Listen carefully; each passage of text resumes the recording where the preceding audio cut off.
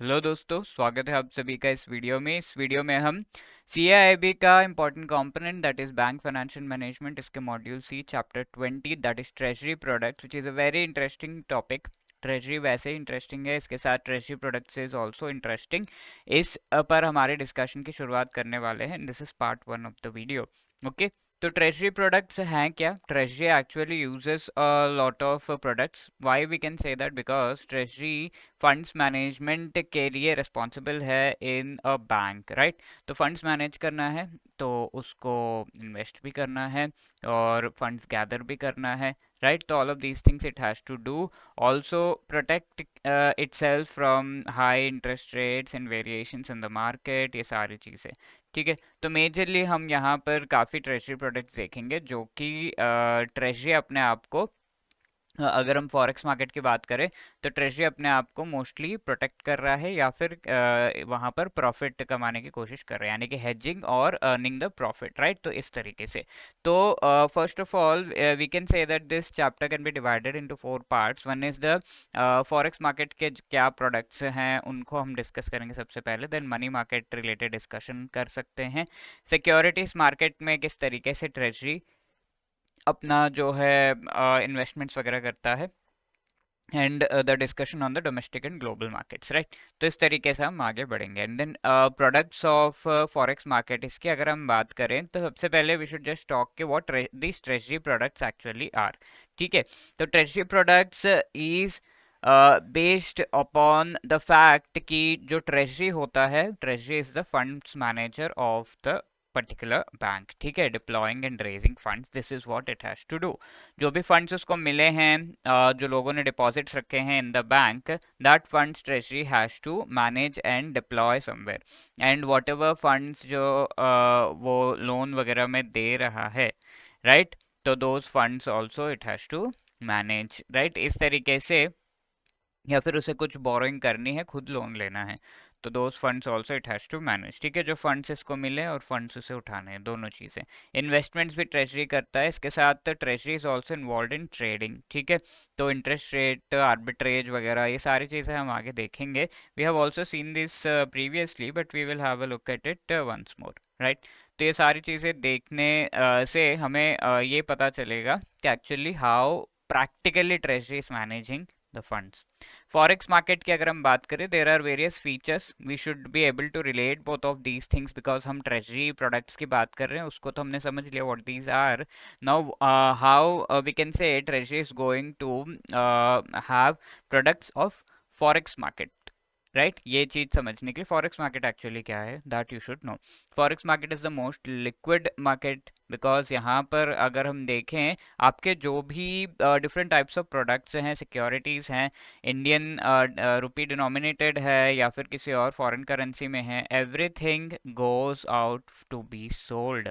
Also you can buy a lot of products, so most liquid, क्योंकि easily यहाँ पर आपको बायर्स एंड सेलर्स सभी मिल जाते हैं, तो movement of the products, instruments, money, everything is very quick, right? Quick and prompt. ठीक है, that is why it is called very liquid. And free currencies यहाँ पर काफी इजीली ट्रेड होते हैं, 24/7 ये मार्केट आपका ओपन रहता है। Why can we say that? Because आप भी लेट्स से इंडिया में 10 to 3 ओपन है, तो 3 PM जब इंडिया में हो रहा है, उसके बाद कोई और कंट्री में लेट्स से मॉर्निंग हो रहा होगा, तो वहां पर ओपन है, तो यू कैन एटलीस्ट उस कंट्री के जो एक्सचेंज है वहां पर आप ट्रांजैक्ट जरूर कर सकते हैं, राइट? तो in that way, then it is also transparent. Online trade जो है कहीं से भी आप इसे व्यू कर सकते हैं, because it is online. As I told you, virtual market, यहाँ पर कोई फिजिकल बाउंड्रीज की रिक्वायरमेंट नहीं, since it is online, you can keep trading quickly. Faster information भी आपको प्रोवाइड हो रहा है, because network of forex brokers यहाँ पर जो है, forex market, foreign exchange and foreign currencies related information आपको काफ़ी जल्दी जल्दी मिलती है, and all of those product से रिलेटेड भी इन्फॉर्मेशन आपको क्विकली मिलती है। अब स्पॉट मार्केट, इसमें हम कह सकते हैं we have discussed in the first chapter also, कि there are 4 kinds of mechanisms through which ये फॉरेक्स मार्केट में चीज़ें चलती हैं and very importantly we need to understand what these 4 types of these what we can say is settlement mechanisms एक तरीके से हम कहेंगे, right? Settlement and delivery mechanisms. What does it mean? अगर आपने ये सोच लिया कि हाँ भाई मुझे डॉलर्स खरीदने हैं, ऐसा आज सोचा और आपने किसी से ये डील कर लिया, तो that day is known as a trading day, same day, ठीक है? जिस दिन पे डील किया that is known as a T day या फिर ट्रेडिंग डे। और ये डील तो आपने कर ली, बट यू आर सीइंग कि whatever dollars have to be delivered, वो किस दिन पे डिलीवर हो रहे हैं। Let's say you are paying in rupees to that particular entity, then that rupees are getting transferred on which day, so this is called the settlement. तो let's say the dollars are getting settled on the same day और आपका रुपी भी जो payment है वो same day पे चले जा रहा है, तो उसे हम क्या कहते हैं? सेम डे, टी डे पे अगर हो रहा है तो दैट इज कॉल्ड रेडी या कैश या टॉड ट्रांजैक्शन, टुडे ट्रांजैक्शन, ठीक है? टॉड ट्रांजैक्शन इस तरीके से। अगर ये नेक्स्ट डे पे हो रहा है, ठीक है, what is mean by next day? T plus 1 day. If it is happening in that manner then we will call it tom, यानी कि टुमारो नेक्स्ट ट्रांजैक्शन इसे कहा जाता है। Apart from that we can say spot is the third type, जहां पर T plus 2 days, ठीक है, वर्किंग डेज है ये ऑफ द मार्केट ऑब्वियसली। तो T is today you have trading, आपने डील जो है फिक्स कर ली एंड 2 दिन बाद डॉलर्स आपको डिलीवर हो रहे हैं, 2 दिन बाद आपके रुपीस डिलीवर हो रहे हैं to the other counter party, तो this is known as the spot rate. And apart from that if it is happening future में हो रहा है तो that is called as forward rate, T plus 30 days, T plus 3 months, ऐसा कुछ है, तो that is the forward, we can say forward transaction, okay, forward settlement. तो स्पॉट में क्या है? टी प्लस 2 सेटलमेंट है, that is something that we have seen. TOD cash, TOD और cash and tomorrow TOM transactions, वो भी मैंने आपको बता दिया, ठीक है? This is for information, will be mainly talking about these 2 things in practically viewing कि किस तरीके से ये होता है। एक्सचेंज रेट्स जो है ऑन द स्क्रीन होते हैं या फिर प्रिंटेड होते हैं, तो स्पॉट मोस्टली अगर हम फॉरेक्स मार्केट की बात करें स्पॉट ट्रांजैक्शंस होते हैं, क्योंकि सेम डे डिलीवर करना है, next day it is slightly difficult, तो स्पॉट ट्रांजैक्शंस। और स्पॉट इज द ये जो ट्रांजैक्शन होता है इसका जो रेट है दैट इज द स्टैंडर्ड, उसे स्पॉट रेट कहा जाता है। Rate means what here? Let's say आपको डॉलर्स बाय करने हैं, तो जो भी रेट है आज का और 2 दिन बाद का ऑलमोस्ट सिमिलर रहेगा, तो 75 रुपीज पे लेट से आप बाय कर रहे हो, तो this is known as the spot rate. इसके साथ exchange rates for tom tod जो है स्पॉट से थोड़ा कम रहेगा। लेट से अगर ये टॉम पे हो रहा है तो इससे थोड़ा कम रहेगा, ठीक है? $1 लेट से 74 पॉइंट समथिंग ऐसा कुछ, और उससे भी कम आपका रेडी या कैश में रहेगा, राइट? तो mainly we are bothered about spot rate, and अगर यहाँ पर कम हो रहा है, फ्यूचर में अगर डिलीवर होगा तो हमें पता है कि this rupees gets depreciated, so future में $1 के सामने ऐसा भी हो सकता है कि 80 रुपीज हो, राइट? तो this can also happen. So forward rate is actually premium, ये डिस्काउंटेड होते हैं, और forward rate is actually spot rate के ऊपर प्रीमियम आपका लगता है अगर इस तरह की ट्रांजैक्शन है where in one currency is getting depreciated by the day, ठीक है? तो प्रीमियम यहाँ पर ऐड होता है, राइट? तो that is something that we can understand from the spot market. अब हम आगे देख रहे हैं अबाउट द फॉरवर्ड मार्केट। तो फॉरवर्ड मार्केट में we can say that forward market includes all of the derivatives. तो डेरिवेटिव्स रिलेटेड डिस्कशन थोड़ी हमने पहले भी कर रखी है, and we have seen there are 3 things that the derivatives actually have 3 features. First one is the rate of currency exchange same day पे decide हो जाता है जब भी ये डील होती है। जैसे करेंसी एक्सचेंज का रेट आपका इतना है, $1 पे 75, same day decided on the deal date. Then basis of rate क्या है यहाँ पर? स्पॉट एक्सचेंज रेट प्लस और माइनस इंटरेस्ट रेट डिफरेंशियल आपका होता है, ठीक है? Like I told you, spot exchange rate जितना भी रहता है $1 अबव दैट 75 रुपीज, इस पर ऐड या सब्ट्रैक्ट आपका होता है, ठीक है? उसे डिस्काउंट एंड प्रीमियम कहते हैं। तो मोस्टली ऐड होता है, अगर इस केस में है तो रुपी डेप्रिशिएट होगा, फ्यूचर में क्या होगा? डेप्रिशिएट होगा। तो वो डेप्रिसिएशन का जो वैल्यू है, लाइक 5 रुपीज लेट से ऐड हो रहा है 3 मंथ्स के बाद के रेट में, तो ये जो 5 रुपीज का वैल्यू है depends upon the difference in the interest rates. For example India में आपको कोई होम लोन वगैरह लेना है तो 8 to 9%, 10% में आपको मिलेगा, but in US you might be getting it at 5 to 6% only. तो देयर इज अ डिफरेंस, जिसका भी इंटरेस्ट रेट कम है दैट मीन्स वो दूसरे करेंसी से थोड़ा बेटर वैल्यू में है। That is why dollars has a better value in comparison to rupee. Okay, तो इस तरीके से इंटरेस्ट रेट डिफरेंशियल के बेसिस पर ये कितना जो है यहाँ पर प्रीमियम लगेगा, that is something that is decided.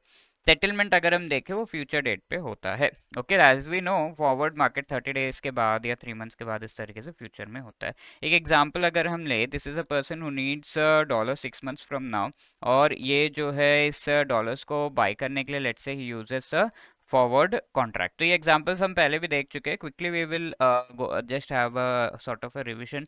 तो 75 रुपीज़ में लेट्स से ये जो है forward rate, sorry 75 rupees present rate है, and let's say forward rate he is fixing it at $1 is equal to 76 rupees. इस तरीके से कुछ इन्होंने फिक्स कर लिया और इन्होंने कहा कि 76 रुपीज़ पे आई will B buying this particular dollars. अगर ये एक्सचेंज रेट जो है काफ़ी हाई हो जाता है मार्केट में, लेट्स से $1 के ऊपर 80 रुपीज़ हो जाता है, सो ही हैज़ टू पे 80 रुपीज़ इन फ्रंट ऑफ $1। अगर इन्होंने ये कॉन्ट्रैक्ट नहीं करा होता, but he has done this contract, so each dollar पे ही सेविंग 4 रुपीज़ जो है ईच डॉलर पे वो सेव कर रहे हैं, so that is a profit to Ram. इसी तरीके से if the exchange rate is lower, let's say $1 पे 73 रुपीज़ हो गया, तो मार्केट में इन्हें 73 रुपीज़ में मिल रहा है, but what he is doing, इन्होंने ये कॉन्ट्रैक्ट कर लिया कि चलो 76 पे लेते, तो अब इस केस में तो लॉस हो जाएगा राम को। तो मोस्टली प्रॉफिट ही होता है क्योंकि रुपी डिप्रिशिएट ही करेगा ज़्यादातर केसेस में, तो that is why this is something that will give him profit. तो इस तरीके से लेट्स से 75 ने 80 रुपीज़ का एक्सचेंज रेट है, तो it can be in this manner, ठीक है। और ये जो हुआ है डील बाय करने का, और ये forward contract with someone in directly in the US, let's say David से ये कॉन्ट्रैक्ट हुआ है, तो डायरेक्टली उनसे ये कॉन्ट्रैक्ट होता है, तो yes then he will be getting the profit out of it. तो that is why we can say forward contracts are over the counter. Usage जो है ट्रेजरी के लिए कि बैंक्स वगैरह कस्टमर्स इन सभी को ट्रेजरी कई बार इस तरीके से फॉरवर्ड कॉन्ट्रैक्ट करता है। इंटरबैंक मार्केट्स में अपोजिट पोजीशंस होल्ड करता है, कस्टमर्स के पोजीशंस को हेज करने के लिए हेल्प करता है ये चीज़। ओके, तो उन्हें प्रॉफिट भी मिल रहा है ना, इन सम केसेस, मोस्ट केसेस में प्रॉफिट होता है। तो प्रीमियम में डिस्काउंटेड होता है जो रेट है, which I already told you. And यहाँ पर there are a few forward contract जिसे हम नॉन डिलीवरेबल फॉरवर्ड्स कहते हैं। अब ये तो ऐसा कॉन्ट्रैक्ट है जहाँ पर आप रुपीस सेंड कर रहे हैं and the other party, let's say bank किसी के साथ किया हुआ है आपने कॉन्ट्रैक्ट, तो they are sending the dollars to you physically. But there are certain countries like even in India we have the thing कि हमारे इंडिया से भी आप बहुत ज़्यादा रुपीस को डॉलर्स में कन्वर्ट करके इस तरीके से जो है नहीं ले जा सकते। कन्वर्टेबिलिटी जहाँ पर टोटल कन्वर्टेबिलिटी नहीं है लाइक इन इंडिया, ठीक है, सर्टेन लिमिट है कि आप रुपीस को डॉलर्स में कन्वर्ट करके इंडिया से बाहर ले जाओ, बिकॉज ये चीज़ें काफ़ी ज़्यादा मनी लॉन्ड्रिंग वगैरह काफ़ी कुछ होता है, तो देर इज रेस्ट्रिक्शन। तो ऐसे केसेस में physical delivery of the currency नहीं होता है, और जो भी है लेट्स से यहाँ पर आपका क्या था, $1 पे आपने 76 रुपीज़ का जो है रेट ये फिक्स करा ले, या फिर लेट्स से 80 रुपीज़ का रेट फिक्स किया है आपने, और आपने देखा कि $1 के ऊपर जो भी कॉन्ट्रैक्ट आपने किया है, तो लेट्स से 85 रुपीज़ इस तरीके से, तो what ever is the difference is something that is settled, ठीक है, डिफरेंस को खाली सेटल किया जाता है। या फिर लेट्स से यहाँ $1 पे 75 हो गया है, ओके, तो कॉन्ट्रैक्ट तो आपने बैंक के साथ 80 रुपीज़ का किया, तो आप ये 75 पे खरीद लेंगे एंड बैंक को जो है बाकी 5 रुपीज़ पे कर देंगे। इस तरीके से जो है ओनली 5 रुपीज़ जो है वो जाता है, that is what is called the जो नॉन डिलीवरेबल फॉरवर्ड। तो यहाँ पर ओनली डिफरेंस जो होता है उसी को एक्सचेंज किया जाता है, नॉट द फिजिकल डिलीवरी, और ये एक्सचेंज भी होता है in terms of international free currency, ठीक है, फ्री करेंसी क्या है, डॉलर के टर्म्स में ही होगा, that is non deliverable forward. अब फ्यूचर्स क्या है, सेम थिंग, अगर आपका होता है ओवर द, ये तो ओवर द काउंटर हो गया डायरेक्ट कॉन्टैक्ट, बट अगर ये ओवर द स्टॉक एक्सचेंज होता है that is called futures. Similar है, ये स्टैंडर्डाइज्ड होते हैं, एंड ये सारे जो है इनिशियल मार्जिन्स वगैरह जो है लिए जाते हैं, यानी कि थोड़ा कमीशन जो है डेफिनेटली आपको स्टॉक एक्सचेंज को देना पड़ता है।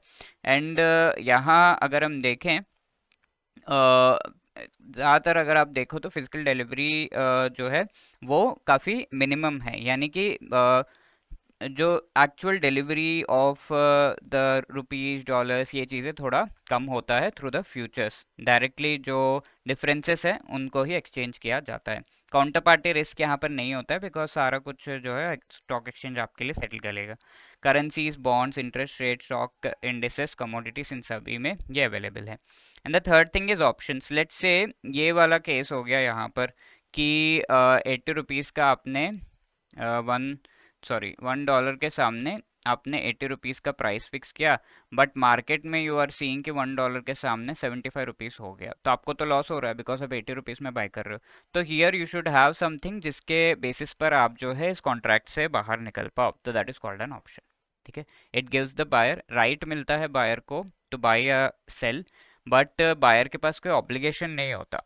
ठीक है, तो ऐसा हो गया, ऐसा लग रहा है कि मार्केट में बेटर रेट है तो मार्केट से खरीदेंगे, ये जो कॉन्ट्रैक्ट किया उसे ब्रेक कर देंगे, that is the thing. Okay, तो अंडरलाइंग एसेट यहाँ पर काफ़ी सारे होते हैं। यहाँ हमने देखा कि एक्सचेंज रेट जो है वो अंडरलाइंग था। वीट या rice, cotton, gold, oil, equity, stocks, stock index, bonds, credit rating, ये सब हो सकते हैं। तो ये ऑप्शंस रिलेटेड कई सारी चीज़ें, लाइक ऑप्शन में यहाँ और भी आगे के चैप्टर्स में और भी चीज़ें हम पढ़ेंगे। तो जिसने भी ये ऑप्शन खरीदा है दैट इज ऑप्शन होल्डर, जो भी ये ऑप्शन बेचता है दैट इज ऑप्शन सेलर। अभी ऑप्शन दो टाइप्स के हो सकते हैं which we have already discussed previously also, but let us just revise. American option अगर है तो लेट्स से 3 मंथ्स का आपने ये फॉरवर्ड कॉन्ट्रैक्ट किया है और पहले ही आपको 1 मंथ में लग रहा है कि नहीं नहीं भाई मुझे ये कॉन्ट्रैक्ट से निकल जाना चाहिए, लॉस ही होगा, तो you can come out. American में at any time you can come out of the contract, but European option is at the day of expiration only you can come out. ठीक है, तो यहाँ पे दो टाइप्स के होते हैं, कॉल एंड पुट ऑप्शन। तो call option is let's say $1 के सामने आपको जो है बाई करना है, ये डॉलर्स को बाई करना है, तो 80 रुपीज़ का एक्सचेंज रेट आपने फिक्स किया, बट मार्केट में आपने देखा $1 के सामने 75 रुपीज़ में ही मिल रहा है। ओके, तो आप अपना कॉल ऑप्शन एक्सरसाइज नहीं करेंगे। अगर ये 85 रुपीज़ में मार्केट में मिल रहा है तो ये बेटर डील है आपके लिए, फॉरवर्ड कॉन्ट्रैक्ट प्लस ऑप्शन जो आपने किया, तो आपका ऑप्शन आप एक्सरसाइज करेंगे, तो that is call option. Let's say you want to sell dollars, ठीक है, सेल करना है तो 80 रुपीज़ पे आपने ये फिक्स किया, तो अगर मार्केट में आपको 75 रुपीज़ मिल रहा है तो आप अपना पुट ऑप्शन, तब पुट ऑप्शन होता है सेल करने पे, आप अपना पुट ऑप्शन को जो है एक्सरसाइज करेंगे कि भाई मुझे आपको ही सेल करना है बिकॉज मुझे बेटर प्राइस मिल रहा है, डॉलर सेल करने मुझे तो 80 मिल रहा है बट मार्केट में 75 ही मिल रहा है, तो that is not a good price for me in the market, so I will use the put option. ठीक है, तो दैट इज़ वाई ये जो भी ऑप्शन बायर है, होल्डर है, कॉल ऑप्शन बाइंग का एक राइट देता है, पुट ऑप्शन जो है सेलिंग का एक राइट देता है।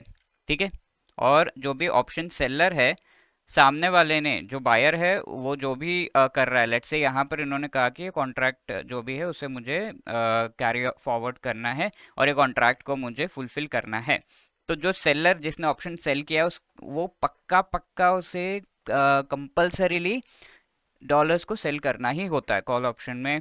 And if the option seller यहाँ पर जो है ऑब्लाइज्ड है पुट ऑप्शन में कि वो बाय करे ही करे, ठीक है, तो ऑब्लिगेशन होती है, जो भी ऑप्शन सेल आपने कर दिया तो ऑब्लिगेशन होती है, आपने कॉन्ट्रैक्ट के साथ ऑप्शन सेल कर दिया, whoever sold the option they have the obligation. Okay, so that is the thing. Now let us just answer this. The call option gives the holder the right to buy specified quantity of the underlying asset at the strike price on or before the expiration date. The seller, one who is short call, has the dash. Seller के पास क्या होता है, अगर ये call option है तो buyer क्या करेगा, he has the right to bye.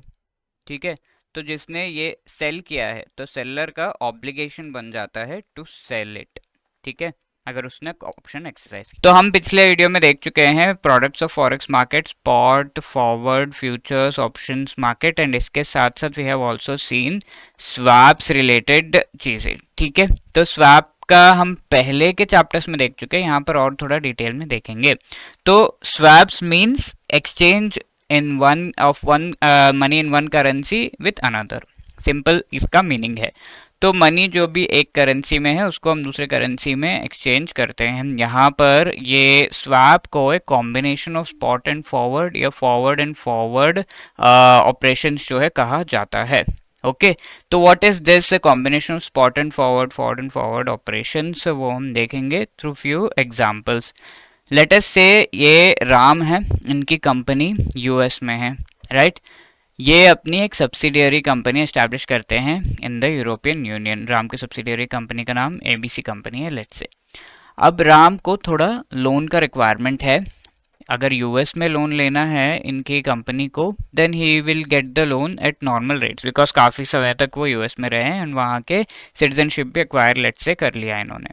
अब राम अगर यूरोप में, इटली में लेट से है इनकी सब्सिडियरी कंपनी, वहाँ पर एबीसी कंपनी को लोन चाहिए, तो क्योंकि ये वहाँ की लोकल कंपनी नहीं है, the interest rate would be really high.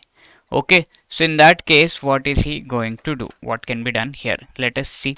तो राम नीड्स यूरोस रिक्वायरमेंट है इनको, इटली में है, और 3 मंथ्स के बाद इन्हें यूरोस मिलेंगे तो ही विल बी रीपेइंग दैट। ठीक है, कहीं से पेमेंट आएगी तो उसको रिपे कर देंगे। तो अभी के लिए यूरोस की रिक्वायरमेंट है, तो how he will fulfil that. Okay, कितने, 1 लाख यूरोस की रिक्वायरमेंट है। सब्सिडियरी कंपनी का इटली में जो इंटरेस्ट रेट है 6% के आसपास है जनरली। जो पीपल वहाँ इटली में रहते हैं, रेसिडेंट्स का अगर 4% 2% होगा, तो इनका जो सब्सिडियरी कंपनीज है बाहर कंट्री से आए हैं, इंटरेस्ट रेट इज 6%। तो late us see the scenario, अगर ये विद स्वैप विदाउट स्वैप इस पर्टिकुलर बोरोइंग को करते हैं तो कितना कितना इन्हें पेमेंट करना पड़ता है। तो लेट अस से विदाउट स्वैप ये पेमेंट कर रहे हैं, तो ऐसे केस में वी कैन सी बोरोइंग जो हो रही है 1 लाख यूरोस की, उस पर 6% इंटरेस्ट इज बीइंग पेड। तो ये कितना बन जाता है, व्हेन ही हैज टू पे, ही will be paying 1,06,000 euros of money जो है 3 मंथ्स के बाद वो पेमेंट करेंगे, बिकॉज 6% इंटरेस्ट पर जो है यहाँ पर ये बोरिंग किया जा रहा है। स्वैप कुछ यूज नहीं किया, 6% पे ये किया जा रहा है। नाउ लेट अस से the spot rate of euro is $1.2, 1 euro के सामने $1.2 है। 3 मंथ्स फॉरवर्ड जो है 1 यूरो के सामने 1.23, तो हमेशा फॉरवर्ड रेट जो है थोड़ा सा हाई रहता है। We have seen this already, spot rate is $1.2। तो with swap how we can actually reduce the amount that we are spending. यहाँ पर याद रखिएगा कितने यूरोज जो है खर्च किए गए हैं, ईयर 6,000 यूरोज एक्स्ट्रा दिया जा रहा है along with the 1 lakh euros that he has received. तो 6,000 यूरोज एक्स्ट्रा यहाँ पर पेमेंट करना होगा अगर 6% पे ये लोन लिया जाएगा। ना स्वैप यूज करके कैसे इस चीज को जो है कम किया जा सकता है, लेट अस सी। तो लेट अस से ये इनके पास मनी नहीं है, इन्होंने यूएस में ही $1,20,000 का जो है लोन लिया है 4% इंटरेस्ट रेट पे। वाई 1,20,000? बिकॉज प्रेजेंटली 1 यूरो के सामने $1.2 है।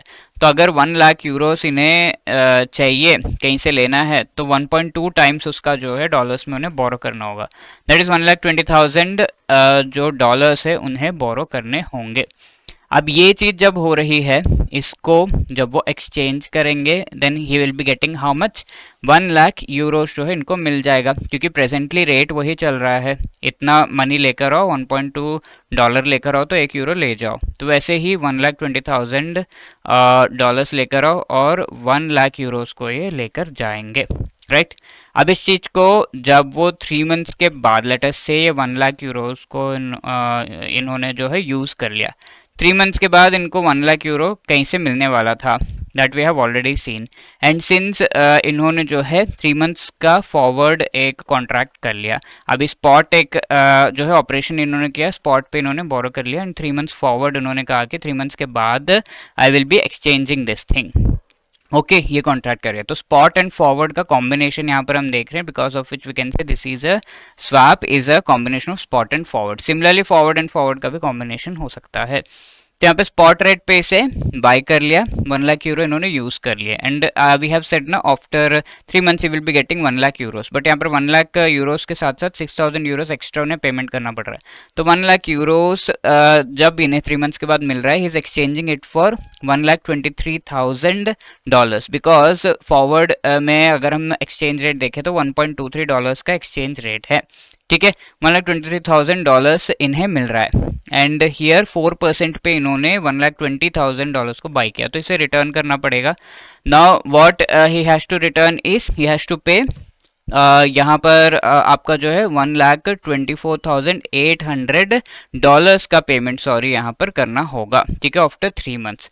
तो इतना डॉलर्स का पेमेंट करना होगा। बट यहाँ पर अगर हम देखें ये जो पेमेंट है उसमें 1,23,000 तो ऑलरेडी ये एक्सचेंज से उन्हें मिल रहा है, isn't it? So he can use this money and extra how much he has to pay? Only $1,800 extra he has to pay.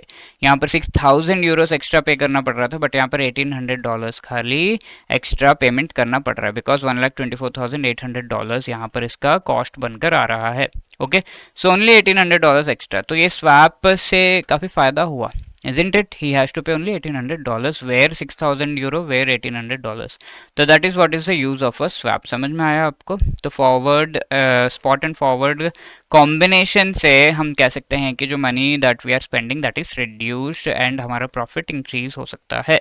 Next is the interest rate arbitrage, यानी कि दो डिफरेंट कंट्रीज में अगर money borrow करने का interest rate जो है that is different, then this interest rate arbitrage can be made use of. कैसे? Let us see with an example. Now we have David, जिन्होंने जो है जो यूएस में है, एंड इन्होंने कहा कि यूएस एंड अगर मैं देखूं in the Europe the interest rates are different, या फिर किसी और एरिया में interest rates are different, so why not इस इंटरेस्ट रेट डिफरेंस को हम मैनिपुलेट करें। तो लेट अस से कहीं पर इंटरेस्ट रेट 2% है, कहीं पे 5% है, तो बोरो एट 2%, यानी कि लेट से 100 रुपीज़ इन्होंने 2% पे बोरो किया, तो ही हैज़ टू पे 2 रुपीज़ एक्स्ट्रा, एंड यहाँ पर वो मनी जो है सेल कर दो, तो 100 रुपीज़ इन्होंने 5% पे दे दिया, तो यहाँ से उन्हें 5 रुपीज़ मिल रहा है, तो net he is earning 3 rupees, isn't it? So this is what is interest rate arbitrage simply। इन्होंने 5 रुपीज़ अर्न कर लिया, 2 रुपीज़ पे करना है, तो 2 रुपीज़ पे कर दो, 3 रुपीज़ बच जाएगा, तो 3 rupees is his profit, that is what is interest rate arbitrage. So let us से डेविड बोरोज $10 लाख एट, या फिर $1 मिलियन एट 2% इंटरेस्ट रेट पे ये बोरो किया। अब इसे यूके में इन्वेस्ट कर दिया, ये $10 लाख अगर इन्वेस्ट किया जाएगा यूके में, तो वो 0.75 पे जो है होता है। यूके इज पाउंड स्टर्लिंग, तो ये पाउंड्स यहाँ पर जो है 750,000 यूरोस में इसे कन्वर्ट किया जा सकता है। अब यहाँ पर इन्होंने ये यूरोस में मनी लेकर वहाँ यूके में जो है इसे इन्वेस्ट कर दिया। इन्वेस्ट कितना? 5% इंटरेस्ट रेट पे किया, तो after maturity he will be getting 787,500 Euros actually इन्हें 1 ईयर के बाद प्रोवाइड हो रहा है। ओके, तो when he is getting this after 1 year, यहाँ पर हम कह सकते हैं कि 1 ईयर के बाद ये जब मिल रहा है, अब 2% पे इसे रिटर्न भी करना है ना, एंड कितना ये अर्न करेंगे इस पर्टिकुलर ट्रांजैक्शन से, लेट अस सी।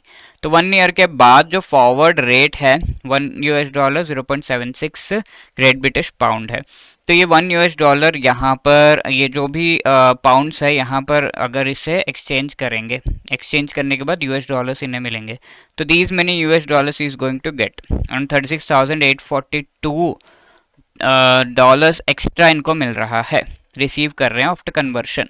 ठीक है, after he has received this he has to make payment of 2% यहाँ पर, तो how much he will be making payment? 10,20,000 तक का पेमेंट ये करेंगे, फिर भी he is getting a profit of $16,842, isn't it? इतना उन्होंने रिसीव किया आफ्टर कन्वर्शन, 5% पे इन्होंने रखा, कन्वर्ट किया, तो इतना रिसीव किया। अब इन्हें पेमेंट इतना करना है, तो प्रॉफिट इनका कितना हुआ? $16,842 is the profit. Are you getting it? So the combination of these things actually helps। और ये चीज़ होती है जहाँ पर करेंसीज फुल्ली कन्वर्टेबल नहीं है। ओके, 5% इंटरेस्ट रेट आपको शायद ही यूके में देखने को मिलेगा, बट इंडिया ऐसे जो कंट्रीज है लाइक रुपी जहाँ पर है, या फिर अदर करेंसीज जो कि बहुत ज़्यादा फेमस नहीं है, तो they are called not fully convertible. यानी कि इंडिया में ऐसा लॉ है कि कंप्लीटली आप जितना भी पैसा चाहो उतना पैसा आप रुपी में लेकर आओ और उससे डॉलर्स में कन्वर्ट कर सकते हैं क्या? No, there is some limit, so it is called not fully convertible. तो ऐसे करेंसीज में मेनली ये चीज़ देखी जाती है। Now the next one is the currency swap, जहाँ पर कोई लोन का प्रिंसिपल एंड इंटरेस्ट अमाउंट्स को जो है एक्सचेंज करने के पूरे प्रोसेस को हम करेंसी स्वैप कहते हैं। Okay, so here we have David and here we have Ram. Okay, David का अगर हम बात करें, he is in US and Ram is in India. तो यहाँ जो वी कैन से कि राम की जो सब्सिडियरी कंपनी है ABC company, now it has shifted, Ram ने अपना कंपनी शिफ्ट कर लिया, उनकी सब्सिडियरी जो है वो यूएस में आ गए। अब डेविड जो है इनकी कंपनी XYZ कंपनी सब्सिडियरी है of his very own US company and it has come to India. ठीक है, अब लेटेस्ट से यहाँ पर राम को अगर लोन चाहिए इंडिया में रुपीस में, तो ये कंपनी तो इंडिया में ही है रेसिडेंट, तो इसको 12% पे लेट से लोन मिलेगा। बट XYZ कंपनी क्योंकि बाहर की कंपनी सब्सिडियरी है, इसको लोन 15% से कम पे नहीं मिलेगा। देन लेटेस्ट से डेविड को यूएस में लोन चाहिए, तो he can get a loan eight 4% interest rate, but ABC company because बाहर की है तो इसे 6% से कम में लोन नहीं मिलेगा। Okay, now that we are doing this, यहाँ पर क्या किया जा सकता है so that both parties are going to earn, both parties को लॉस ना हो। क्या किया जा सकता है, दोनों को लेट से same amount of loan, equivalent amount of loan अपने अपने करेंसीज में चाहिए। ऐसे में क्या किया जा सकता है, तो अगर XYZ कंपनी जो कि सब्सिडियरी है 15% पे लोन लेगा, then it will be at loss because normally तो लोन का इंटरेस्ट रेट 12% है। अगर ये 6% पे इंटरेस्ट लेगा ABC company, then they will be at loss because normal interest rate is 4%। So is there anything that they can do? Yes, they can take loan on behalf of other company and they can exchange it. Like इन्होंने XYZ company के लिए loan ले लिया 12% पे, same amount का loan David ने ABC company के लिए ले लिया at 4% and then they can exchange both of the loan amounts. तो इससे क्या हो रहा है, what is the profit that they are, cost savings जो है उनका कितना हो रहा है, $2000 एंड 2,25,000 इंडियन रुपी का कॉस्ट सेविंग्स इनको हो रहा है।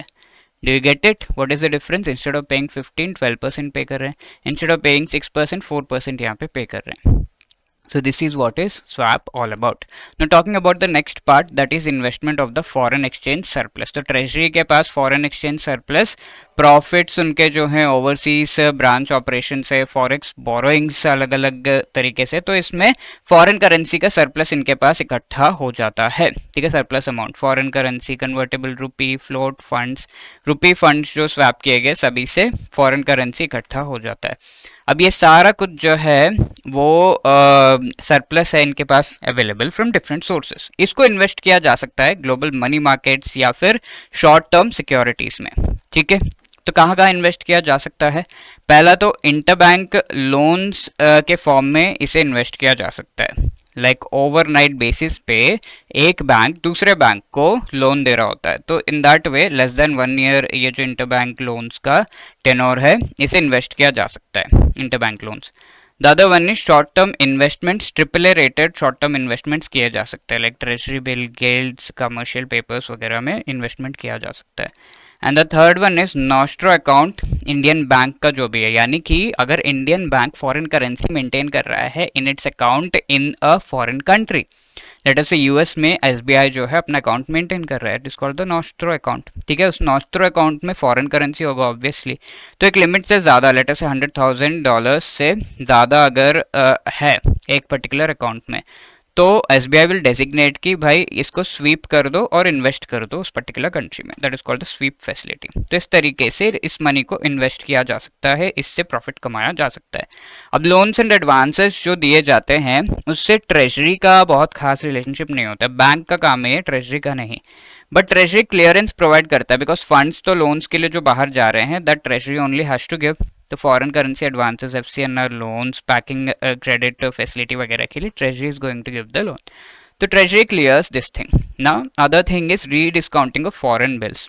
फॉरेन कंट्रीज में जो सेलर्स है वगैरह उनके बिल्स जो है किसी किसी बैंक में जाते हैं डिस्काउंटिंग के लिए, यानी कि अगर कोई सेलर है 100 रुपीज़ का बिल उसने जनरेट किया and there is a buyer, I hope you know what is rediscounting, but let us say 100 rupees का बिल बायर को दिया, बट बायर ने कहा अभी नहीं पे करूंगा, आई नीड सम टाइम, तो seller will say okay but presently I need some money इसके ऊपर, तो वो कहता है कि चलो ये जो बिल है बैंक को दे देता हूँ, चलो थोड़ा कम से ही but I will get the money immediately. So 95 rupees which is the discounted value वो वापस एक्सेप्ट कर लेता है, दिस इज कॉल्ड डिस्काउंटिंग। यानी कि बिल जो है इसको दे दिया एंड ये 100 रुपीज़ रिसीव बैंक करेगा, but bank has given 95 rupees to the seller, that means bank is going to earn 5 rupees from here. Let us say ये बैंक को भी मनी की रिक्वायरमेंट है, it will go to bank number 2 and जो भी money है, जो भी ये बिल है, that will be submitted to this particular bank number 2, that is called रीडिस्काउंटिंग, और वो उसको फिर से मनी दे देता है, लेट्स से 90 रुपीज दे रहा है इस पर। तो this money that is being given वो हमारा हो जाता है रीडिस्काउंटेड अमाउंट। फॉरेन बिल्स का रीडिस्काउंटिंग इस तरीके से हो रहा है। Treasury refinance foreign currency bill purchase वगैरह करता है, एंड ये रिस्क जो है ट्रेजरी को ट्रांसफर हो जाता है। रिस्क क्या, अगर यहाँ पर पेमेंट 100 रुपीज का नहीं मिला तो इसने जो 95 दिया वो सब तो वेस्ट हो जाएगा, है ना। तो रिस्क हैज बीन ट्रांसफर्ड। इसमें यूजेंस पीरियड यानी कि कितना टाइम बाद, अब बायर तुमने सामान तो ले लिया बट कितना टाइम बाद you are going to pay, that is the usance period. Usance period 15 to 360 days का होता है, and bank charges commercial rate of interest इसमें जो है चार्ज करता है, ठीक है। Now let us answer this question: which among the following is or are the types of transactions which can be carried out using swaps? Combination of spot and forward, yes. Interest rate arbitrage, yes. Cash flows, principal and interest payment का yes. तीनों चीजें हम कर सकते हैं. Okay, so 1, 2 and 3 D. So we have already seen what is meant by products of the forex market. अब हम देख रहे हैं मनी मार्केट प्रोडक्ट्स के बारे में. तो फर्स्ट ऑफ ऑल ये जो टर्म है मनी मार्केट, उसको आपको समझना होगा. Money actually means as we know something जो कि काफ़ी इजीली, मनी का एक कैरेक्टरिस्टिक है कि काफ़ी इजीली आप ट्रांजैक्शंस में यूज़ कर सकते हैं.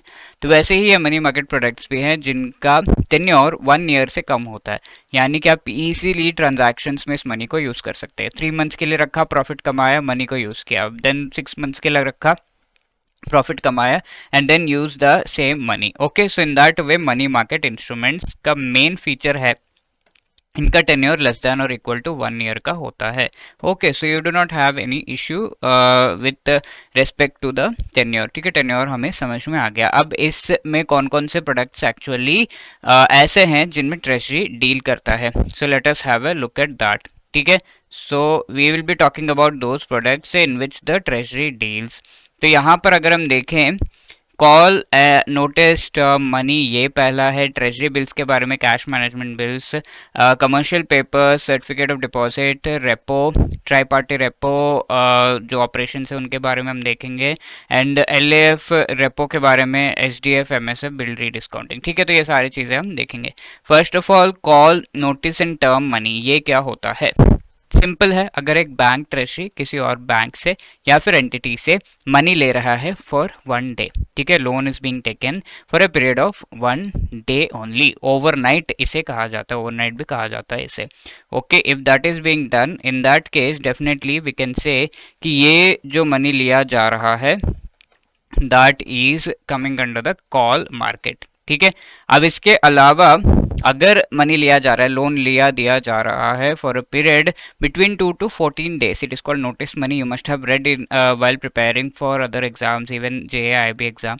And term money is 15 to 1 year. ठीक है, 1 ईयर तक का टेन्योर का अगर होगा, we will call it the term money. ठीक है, तो इस तरीके से सिंपल है. अब कौन से एंटिटीज यहाँ पर जो है इन्वॉल्व है, मेनली बैंक ट्रेजरीज के बारे में हम बात करें तो बैंक ट्रेजरी बाकी बैंक से या फिर बाकी कोई और एंटिटीज जो है उनसे मनी का लेन देन अगर कर रहा है, then that is known as the call notice and term money. अब यहाँ पर main thing to remember is what is the prudential limits for outstanding borrowing. ठीक है, if somebody is borrowing, some bank is borrowing, तो उसके लिए limit इसमें रखा गया है, यानी कि scheduled commercial banks, small finance banks अगर हैं तो उनके लिए एक लिमिट है, जहां पर हम ये कह सकते हैं कि कॉल एंड नोटिस मनी अगर वो इस पर अगर बोरो कर रहे हैं तो दे हैव टू सी कि वन थिंग कि उन्होंने पहले कितना बोरोइंग कर रखा है. बेस्ड अपॉन दैट अभी का लिमिट डिसाइड होगा. पहले means what, on a daily average basis in a reporting fortnight, यानी कि आज से 14 डेज पहले तक, फोर्टनाइट मतलब 14 डेज, या फिर पिछला जो 14 डेज है उसमें अगर रिपोर्टिंग, यानी कि देर आर सम वीक्स जहां पर रिपोर्टिंग होती है by the banks to the RBI, तो वो जो भी रिपोर्टिंग फोर्टनाइट है पिछले 14 days, that you have to check. And वो 14 डेज के अंदर कितना अमाउंट जो है in the form of call money या नोटिस मनी के फॉर्म में लोन लिया गया है वो देखना है, या फिर कैपिटल फंड्स कितने वो देखना है, यानी कि कितना मनी एक जो है उठाया गया from the market in the form of loan, right. तो इस तरीके से देखने के बाद उनका एवरेज निकालना है, एंड उस एवरेज क्या 100%, लेटर से डेली 100 रुपीज़ लिया गया है, तो उसका एवरेज कितना होगा 100, इसका 100% can be borrowed. In the same way if you have 125% of the capital funds on any given day, यानी कि इन दोनों का जो वी कैन से इन दोनों कंडीशंस को जो फॉलो कर रहे हैं, लेटर से 100 rupees on a daily basis, तो 100 रुपीज़ का 125% तक लिया जा सकता है। तो पहला यहाँ पर क्या है, 125 रुपीज़ तक का लिया जा सकता है। पहला कंडीशन है कि 100 रुपीज़ तक लिया जा सकता है। तो जो भी मिनिमम होगा that is the amount that can be taken, तो 100 rupees can be taken from the taken in the form of the loan. ठीक है, ऐसे कैलकुलेशन होगा। तो दैट इज यहाँ पर परसेंटेजेस आपके इंपॉर्टेंट है, 100, 125%। टर्म मनी के लिए जो भी अप्रूव्ड है बाय द बोर्ड, जो भी बैंक है उसका बोर्ड ऑफ डायरेक्टर्स होंगे, वो बोर्ड ऑफ डायरेक्टर्स जो भी लिमिट अप्रूव करेंगे उसके हिसाब से लेना देना होगा। Payment bank, regional, rural banks की अगर हम बात करें, यहाँ पर call, notice and term money तीनों के लिए सेम जो है प्रोविजंस आपके दिए हुए हैं। Payment and regional rural banks में 100% of capital funds on daily average basis reporting fortnight, यानी कि आपको आज अगर लेना है तो किसी पिछले रिपोर्टिंग फोर्टनाइट, कोई भी फोर्टनाइट 14 डेज के अंदर अगर रिपोर्टिंग की गई है, उन 14 डेज का एवरेज कंसिडर करके उसका 100%, एंड यू हैव टू सी कि किसी पर्टिकुलर डे का 125% तक का आप जो है लोन अमाउंट ले सकते हैं। कोऑपरेटिव बैंक्स का अगर हम देखें तो वो इतना लोन वगैरह लेने में ज़्यादा नहीं, बट या एग्रीगेट प्रॉफिट्स उनके डिपॉजिट्स उनके काफ़ी होते हैं। तो डिपॉजिट के बेसिस पर अगर eight the end of the previous financial year, अभी लोन लेना है जैन में, तो प्रीवियस फाइनेंशियल ईयर मार्च में था, मार्च 31 जो डेट था उस दिन कितना इनके पास एग्रीगेट प्रॉफिट रहा था, उसका 2% can be taken as a loan. Similarly primary dealers, you must be knowing about them, these are the persons जो कि इनिशियली आरबीआई जब गवर्नमेंट ऑफ इंडिया के लिए इशू करता है बॉन्ड्स को, तो इनिशियली एकदम डायरेक्टली आरबीआई के इस इशू का बाइंग, यानी कि जो भी पर्सन कस्टमर है इमीडिएटली बनते हैं, they are called the primary dealers. ठीक है, primary means first issue, immediate issue पे ही जो खरीद लेता है बॉन्ड्स वगैरह को, that particular person is known as the primary dealer. Call and notice money के बेसिस पर अगर प्राइमरी डीलर्स को ये मनी जो है बोरो करना है, दे कैन ऑल्सो बोरो। जो भी इस तरीके से ये काम कर रहा है कि आरबीआई का पहला कस्टमर बन रहा है, whenever government securities are issued, then they are given special privileges कि हाँ आप कॉल नोटिस टर्म मनी के बेसिस पर you can take the money. ठीक है, जनरली बैंक्स होते हैं यहाँ पर, तो 225% ऑफ नेट ओन फंड, जो भी उनका नेट ओन फंड है, लेटर से किसी बैंक को स्टैब्लिश करने में 100 रुपीज़ लगे, तो that is net own fund and owner के पास इतना पैसा है। नेट ओन फंड का मतलब होता है जो सब्सिडियरीज है या फिर उनके ग्रुप कंपनीज है उनको कंसिडर ना करो, तो that is net own fund. तो नेट ओन फंड जितना भी बन रहा है उसका 225% can be taken as a loan. तो 100 रुपीज़ है तो उसका 225 तक लोन लिया जा सकता है। Term money is net own fund, यहाँ पर क्या है, कॉल एंड नोटिस में previous financial year daily average basis reporting fortnight. अब तो आपको याद हो गया होगा what is the meaning of this. अब term money is net own fund at the end of previous financial year, वो लिया जा सकता है। ठीक है, तो इस तरीके से इसकी कैलकुलेशन होनी है। You have to remember the percentages here.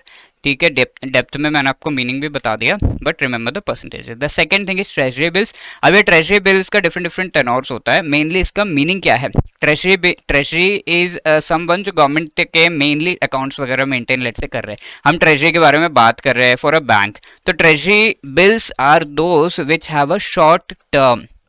ठीक है, short term borrowing of government of India, ये सिंपल डेफिनेशन है of government of India mainly. तो गवर्नमेंट ऑफ इंडिया जब भी बोरो करता है, अगर वो शॉर्ट टर्म के लिए है, लाइक 91 डेज, 182 डेज या 364 डेज, इस इतना टेनोर के लिए अगर है, तो दैट पर्टिकुलर बॉन्ड कैसे बोरो करेगा, bye issuing a bond. 100 rupees का है भाई, 80 रुपीज़ में बाय करो, एंड समटाइम्स 9% इंटरेस्ट रेट भी आपको दे रहा हूँ, तो दैट इज द बॉन्ड। तो इस तरीके के बॉन्ड्स जब इशू किए जाते हैं for the short term for government of India to borrow, that is known as the treasury bill. अब इसके टेनोर क्या क्या है, 91 डे, 182 डे एंड 364 डेज। ठीक है, अभी ट्रेजरी बिल्स इशू किए जाते हैं, इनका टेनोर हमने देख लिया। अब 91 डेज का वाला जो ट्रेजरी बिल है वीकली बेसिस पे हर वेडनेसडे को इशू होता है।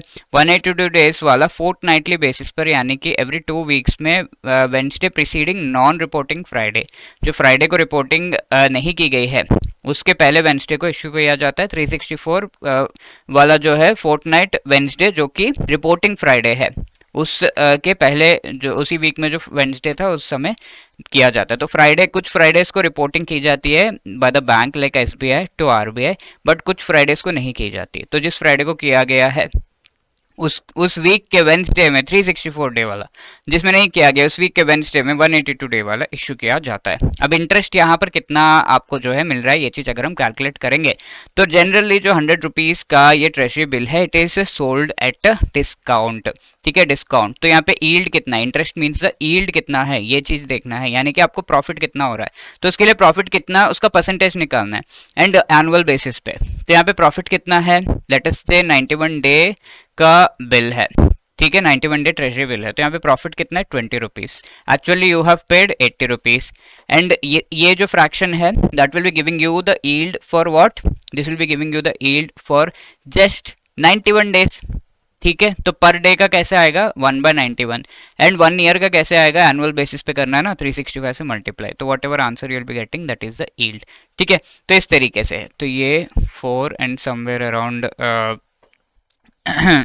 90 इस तरीके से आपका जो है ये यील्ड बैठ रहा है, राइट। तो इस तरीके से आप कैलकुलेट कर सकते हैं। यहाँ पर एक एग्जांपल दिया हुआ है कि जो 100 रुपीज का बॉन्ड है that is being sold at 99.26, तो इतना डिफरेंस नहीं होता 99.26। तो ये इस यहाँ पर कितना आपको प्रॉफिट हो रहा है, calculate 26 divided by 99.26 is what you have paid into 365/91। ये कैलकुलेट करेंगे तो 2.99 के आसपास ये आ रहा है परसेंटेज टर्म्स में पर एनम। ठीक है, that is how we calculate the yield, they can ask you. अब ऑक्शन किया जाता है इनका which we know, eligible pension funds, foreign central banks, state government वगैरह इस ऑक्शन का पार्ट बनते हैं। अब इंडिविजुअल्स की अगर हम बात करें यहाँ पर तो दे can also participate non competitive basis पे।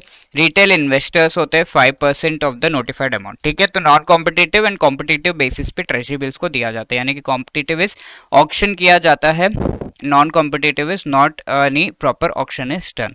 ठीक है, एक प्राइस डिसाइड करके उस प्राइस पे दे दिया जाता है। तो नॉन कॉम्पिटिटिव बेसिस पर जो किया जाता है उसमें जो रिटेल यानी कि आप और मैं, people like you and me, individuals और रिटेल इन्वेस्टर्स कहा जाता है, उनको ओनली 5% अलॉटमेंट होती है। 100 ट्रेजरी बिल्स इशू किए तो only 5 treasury bills individuals buy कर सकते हैं। कॉम्पिटिटिव बेसिस में लिमिट ऐसा कुछ नहीं है। ठीक है, तो that is the thing with treasury bills. Now talking about this treasury bills, benefits क्या है ट्रेजरी को, हमारे बैंक ट्रेजरी को, so as to buy this treasury bills. Risk free होता है, इंटरेस्ट जो ओवरनाइट बेसिस पर आपको ओवरनाइट बेसिस पर जो कॉल मनी रेट्स है उससे तो थोड़ा हाई इंटरेस्ट मिलता है। साथ के साथ सेकेंडरी मार्केट इसका काफी लिक्विड है। You are buying treasury bill तो someone will be there who can buy it from you. ठीक है, और ये सेटल्ड सीसीआईएल के द्वारा किया जाता है। बेंचमार्क रेट है ये ट्रेजरी बिल का जो यील्ड या फिर इंटरेस्ट रेट है, और ये इलेक्ट्रॉनिक फॉर्म में आपके सब्सिडियरी जनरल लेजर अकाउंट में जो आरबीआई के पास ओपन होता है उसमें आप डाल सकते हैं। इसके साथ साथ MIBOR, market overnight, market repo overnight rate, treasury bill curve, then हमारा जो है सर्टिफिकेट ऑफ डिपॉजिट, ये सारे जो इंटरेस्ट डिफरेंट इंटरेस्ट रेट्स है ये सब ट्रेजरी बिल पे डिपेंडेंट होते हैं एंड ये डिसाइड किया जाता है एफबीआईएल, एफआईएमएमडीए, फेडाई, आईबीए के द्वारा कि ये किस तरीके से रिलेटेड होंगे एंड कैसे इनका वेरिएशंस आएंगे। FBIL is the financial benchmark India limited. ठीक है, other yields in the debt market and rates in currency markets, ये सारे डिसाइड किए जाते हैं bye them. Now the next one is cash management bill. Late us से किसी को लोन चाहिए, किसी ट्रेजरी को लोन चाहिए लेस देन 91 डेज का, तो that is called the cash management. Temporary basis पर जो है लोन लिया जाता है। सर यहाँ पे नोटिस मनी ये भी तो है, यस ये भी है, बट या cash management bill is a better one. ठीक है, this is also taken use of 2010 में लॉन्च किया गया government of India and RBI के द्वारा। टेम्परेरी कैश फ्लो मिसमैच यानी कि रिक्वायरमेंट्स को फुलफिल करने के लिए non standard discounted instrument same like treasury bill and less than 91 days treasury bill ऐसे ही है एंड T+1 सेटलमेंट है। आज आपने खरीदा तो कल तक आपका डीमैट अकाउंट में आ जाएगा। इसका ऑक्शन प्रेस रिलीज के थ्रू होता है, नॉन कॉम्पिटिटिव बिडिंग इसकी होती है। ठीक है, और नॉन कॉम्पिटिटिव बिडिंग अगर हम देखें तो वो कैश मैनेजमेंट बिल्स का नहीं होता। Cash management bills only competitive basis पे यानी कि ऑक्शन करके ही खरीदा जाता है। अब ये ट्रेडेबल है यानी कि एक पर्सन दूसरे पर्सन को सेल कर सकता है एंड रेडी फॉरवर्ड फैसिलिटी यानी कि रेपो, एमएसएफ, रिवर्स रेपो जो ट्रांजैक्शन है उसमें भी ये cash management bills as a collateral use किए जा सकते हैं।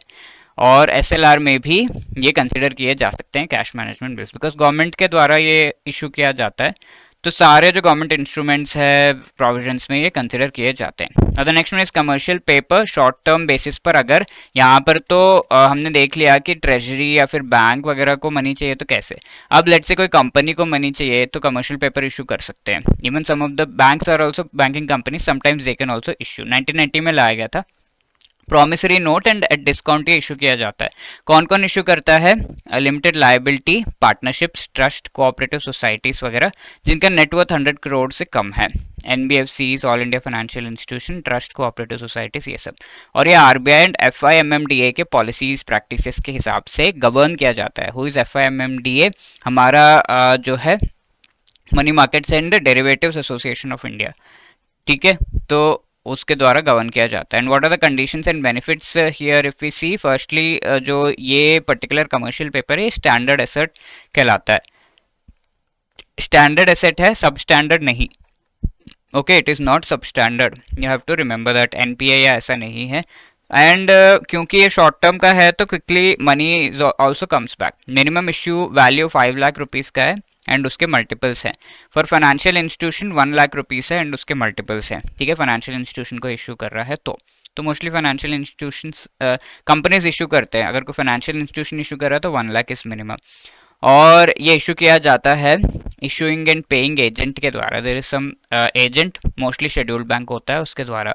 पार्ट्स में भी इशू किया जा सकता है। लेटेस्ट से 100 हमें कमर्शियल पेपर्स इशू करने थे तो पहले 20 ले आए, फिर आफ्टर सम डेज 20 देन 25 ऐसे करके ला रहे हैं। That can also be done, ठीक है।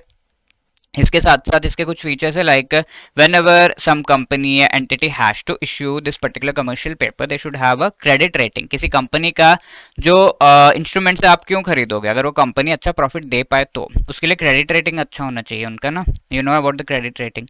तो minimum credit rating is A3, ठीक है। इससे बेटर क्या होगा? A2, A1 इस तरीके से, ठीक है। तो A3 is the minimum credit rating. So they can ask in the exam like any company which has a credit rating of A1, can they issue the commercial paper? Obviously yes, because A1 is a better credit rating than A3. minimum is A3.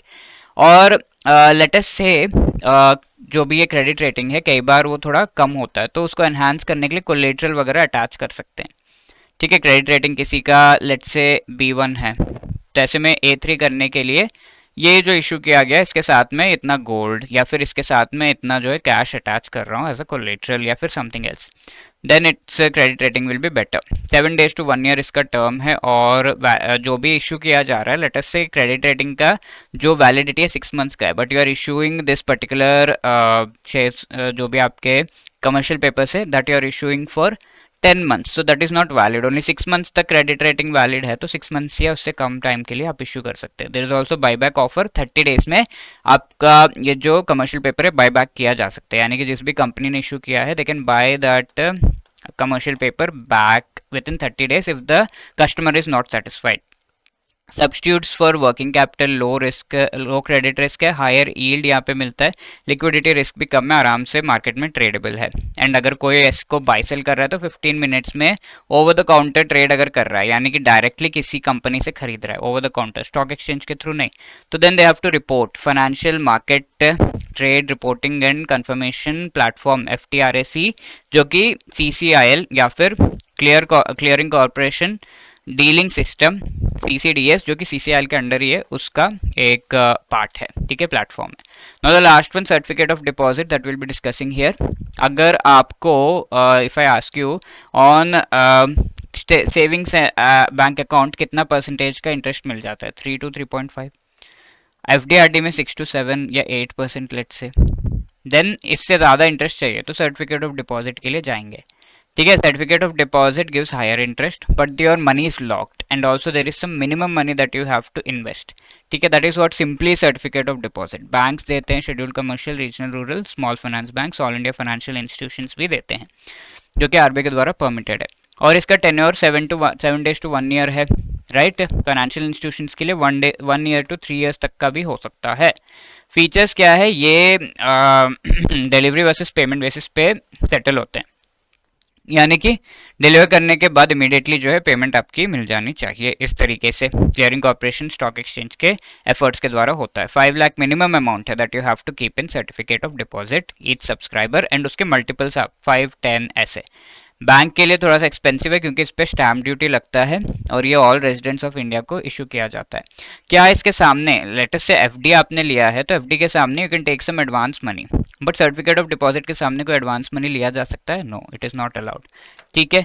Buyback यहाँ पर 7 days का है, 7 days के अंदर buyback किया जा सकता है, यानी कि आपने किसी कंपनी ने या फिर किसी बैंक ने सर्टिफिकेट ऑफ डिपॉजिट इशू किया, आपने बाई किया या फिर बैंक ट्रेजरी ने बाई किया तो it wants to return it, I don't want to buy, तो within 7 days you have to do this हंगामा। ठीक है, उसके बाद नहीं कर सकते। ये नेगोशिएबल है, बार बार ट्रेड किया जा सकता है, एंड सेकेंडरी मार्केट इसका बहुत ज़्यादा एक्टिव नहीं है, बट या ट्रेडेबल है।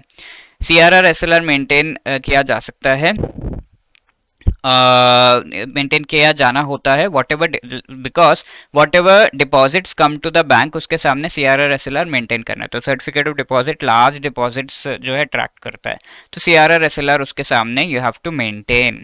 ठीक है, for safety purposes and within 15 minutes of OTC trading, यानी कि ओवर द काउंटर अगर आपने सर्टिफिकेट ऑफ डिपॉजिट बाय किया तो इसकी रिपोर्टिंग आपको करनी होगी FTRAC पर। ठीक है, तो these are the things. Which among the following is not one of the maturity of treasury bill? 31 day, 91, 182, 364। तो obviously we know 31 days is the not one of the maturity. ठीक है, कैश मैनेजमेंट बिल से related ये statements आपके which is correct, you have to answer. CMBs are issued to meet the temporary cash flow mismatches of government, yes. CMBs in India non standard discounted instrument issued for maturities more than 91 days, गलत। 91 days से कम होता है। ठीक है, जहां भी 2 है you can just cancel out and we have got the right answer which is C। ठीक है, bills are tradeable and qualify for ready forward facility, yes.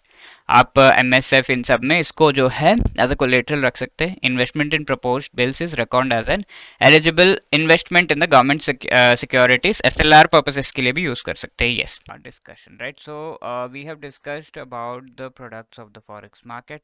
अब हम मनी मार्केट के कुछ प्रोडक्ट्स देखेंगे।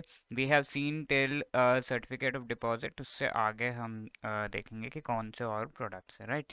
तो first thing here is the market repo. तो repo transaction एक टिपिकल ट्रांजैक्शन अगर हम देखें, it is between buyer and seller. यहाँ इस केस में reserve bank of India can be a buyer. तो यहाँ पर होता क्या है, ये जो है रिजर्व बैंक ऑफ इंडिया से bank is going to take some loan. ठीक है, लोन लेने पे बैंक को थोड़ा कुछ कोलेटरल में रखना होगा, and that collateral can be government securities, and lately corporate bonds को भी अलाउ किया जाने लगा है to be placed as collateral. ठीक है, और क्योंकि रेपो ट्रांजैक्शंस ओवरनाइट होते हैं मोस्टली, तो 1 डे के बाद लेट से 100 रुपीज़ लिया हुआ है at 6% interest rate, then after 1 day the bank has to return this money, and ये इंटरेस्ट रेट, इसे हम रेपो रेट कहते हैं।